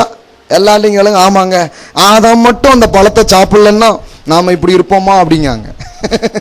அது தப்பானதை புசிச்சதுனால பிரச்சனை. இப்போ கரெக்டானதை புசிக்கிறதுனால எல்லாம் சால்வ் ஆகணும். அல்லேலூயா. இது இந்த எக்ஸ்பெக்டேஷனோட இந்த கம்யூனியனுக்குள்ள நீங்க போகணும். அப்படி பண்ணாம எடுத்தவங்க தான் நிதானிக்காம எடுத்தவங்கன்னு பைபிள்ல போட்டிருக்கு. ஏதோ ஒன்று கொடுக்குறாங்க, டபாக்குன்னு சாப்பிட்டு மடக்குன்னு குடிச்சிட்டு போயிட்டு இல்லை. இது என்னன்னு எக்ஸ்பெக்ட் பண்ணணும். அப்போ அன்னைக்கு கம்யூனியன் எடுக்கிறவர்கள் எப்படி எடுக்கிறாங்கன்னா, தடியை கையில் பிடிச்சிக்கிட்டு பாதரட்சியை காலில் போட்டுக்கிட்டு தான் கம்யூனியன் என்ன பண்ணியிருக்கிறாங்க, எடுத்துருக்கிறாங்க. ஏன் தெரியுமா? இந்த பாதரட்சைங்கிறது ஆயத்தத்திற்கு அடையாளம். பைபிளில் போட்டிருக்கு, ஆயத்தம் என்னும் பாத ரட்சை. பைபிள் உள்ள இருக்கிற ஒவ்வொரு காரியத்தையும் பைபிளில் இருக்கிற வார்த்தையை வச்சு வளர்க்கணும். நம்ம கலாச்சாரத்திலேருந்து வளர்க்கக்கூடாது. நம்ம ஊரே செருப்பு போடுறதுன்னா செருப்பு போட்டாங்களே அப்படின்றாங்க. அது நம்ம கலாச்சார திங்கிங்கில் அது இருக்குது. ஆனால் வேதாகமத்தில் இந்த பாதரட்சையை போடுறதுங்கிறது ஆயத்தத்துக்கு அடையாளமாக இருக்குது. அப்போனா என்ன அர்த்தம்னா, கம்யூனியன் எடுக்கும்போது என் விடுதலை எனக்கு வரப்போகிறது, சுகம் எனக்கு உண்டாக போகிறது, என் பொருளாதாரத்தில் ஒரு மாற்றத்தை கர்த்தர் எனக்கு கட்டளையிட போகிறார். இது இப்படிப்பட்ட எக்ஸ்பெக்டேஷன். எந்நேரமும் விடுதலை என்ன பண்ண முடியும், உங்க வாழ்க்கையில வர முடியும். அந்த விடுதலையை எதிர்நோக்கி தான் கர்த்தருடைய பந்தி அவர்கள் என்ன பண்ணுகிறார்கள், ஆசரிக்கிறார்கள். பாருங்க, அதுக்கு அடையாளமாக தான் அவங்க பாதரட்சையெல்லாம் என்ன பண்ணிக்கிறாங்க, போட்டுக்கிறாங்க. இன்னைக்கு பாதரட்சை போட்டிருக்கீங்களோ போடலையோ, ஆனால் ஒரு அற்புதத்தை உங்கள் வாழ்க்கையில் எதிர்பாருங்கள். உங்கள் சரீரத்திலையும் உங்கள் பொருளாதாரத்திலையும் உங்கள் வாழ்க்கையின் ஒவ்வொரு காரியத்திலையும் ஒரு அற்புதத்தை எதிர்பாருங்கள். பாருங்க, அற்புதமான காரியங்கள். தேவன் எதை தீர்வு என்று சொல்லுகிறாரோ அதை தீர்வு என்று சொல்லுகிறவர்கள் தான் புத்திசாலிகள். அல்லேலூயா. நான் 1000 காரியத்தை தீர்வுன்னு சொல்லலாம், தேவன் ஒன்றை தீர்வுன்றார். ஒரு மரத்தை காமிச்சார் மோசே கிட்ட, இதை வெட்டி இந்த தண்ணீரில் போடு, இந்த கசப்பு மாறும்னாரு. அதை வெட்டி போட்டால் அந்த கசப்பு போய் மதுரமானதாக அது மாறினது. கல்வாரி என்கிற மரம் அதுதான் மனித வாழ்க்கைக்கு மருந்து. மனித வாழ்க்கையில் இருக்கிற கசப்பையெல்லாம் எடுத்து போட்டு அவனுக்கு சுகத்தையும் ஆரோக்கியத்தையும் தித்திப்பையும் அது அளிக்கக்கூடிய தீர்வாக இருக்கிறது. சிலுவை என்பது தேவனுடைய தீர்வு, மனிதனுக்காக தேவன் ஏற்படுத்தின தீர்வாக அது இருக்குது. பாருங்க, இதை நம்ம அங்கீகரிக்கிறோம், இதனோடு ஒத்து போகிறோம். அதனால தேவன் சொன்ன அனைத்து காரியங்களும் நம்ம வாழ்க்கையில பழிக்க ஆரம்பிக்கிறது. ஆமென்.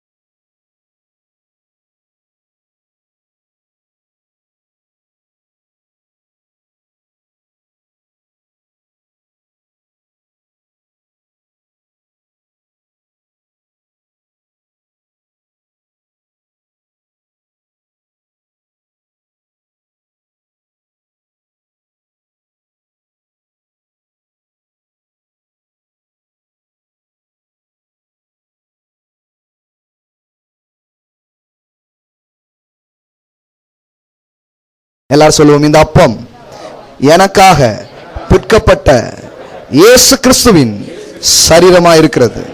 இதை ஸ்தோத்திரத்தோடு நான் புசிக்கிறேன். இதை புசிப்பதினாலே கிறிஸ்துவின் சரீரத்தில் நான் பங்குள்ளவனாய் இருக்கிறேன். அவருடைய ஆரோக்கியத்தில் நான் பங்கு பெறுகிறேன். இயேசுவின் ஆரோக்கியம் என்னுடைய ஆரோக்கியமாக இருக்கிறது. இயேசுவின் சரீரத்தில் என் பாவங்கள், என் நோய்கள் சுமந்து தீர்க்கப்பட்டிருக்கிறது. இப்பொழுது அவருடைய தழும்புகளாலே நான் சுகமாகிறேன், நான் விடுதலையை பெறுகிறேன், நான் நன்மையை பெறுகிறேன். அவரே என் பரிகாரி, அவரே எனக்கு எல்லாம் என்பதை நான் நினைவு கூறுகிறேன். இந்த திராட்சை ரசம் எனக்காக சிந்தப்பட்ட இயேசு கிறிஸ்துவின் இரத்தமாய் இருக்கிறது. இதிலே நான் பானம் பண்ணும் பொழுது நான் கிறிஸ்துவிலே ஐக்கியப்படுகிறேன், நான் தேவனோடு ஐக்கியப்படுகிறேன். இந்த ஐக்கியத்திலே நான் இணைகிறேன், திரித்துவ தேவனோடு நான் இணைகிறேன். ஆகையால் தேவனுடைய ஜீவன் என் வாழ்விலே, என் மனதிலே, என் பிரயாசத்திலே, என் குடும்பத்திலே, எல்லா காரியங்களிலேயும் பிரவாகித்து ஓடுகிறதை நான் காண்பேன், நான் அனுபவிப்பேன். என் ஜீவனுள்ள நாளெல்லாம் நன்மையும் கிருபையும் என்னை தொடரும் என்று நான் விசுவாசிக்கிறேன். Amen. Amen. Praise God. Hallelujah. Thank you, Jesus. Thank you, Jesus. Expect healing. Expect breakthrough. உங்கள் வாழ்க்கையிலே சுகத்தையும் உங்கள் வாழ்க்கையிலே தெய்வீக அற்புதத்தையும் நீங்கள் எதிர்பாருங்கள். Hallelujah. Hallelujah. Rock Jesus Royal Family Church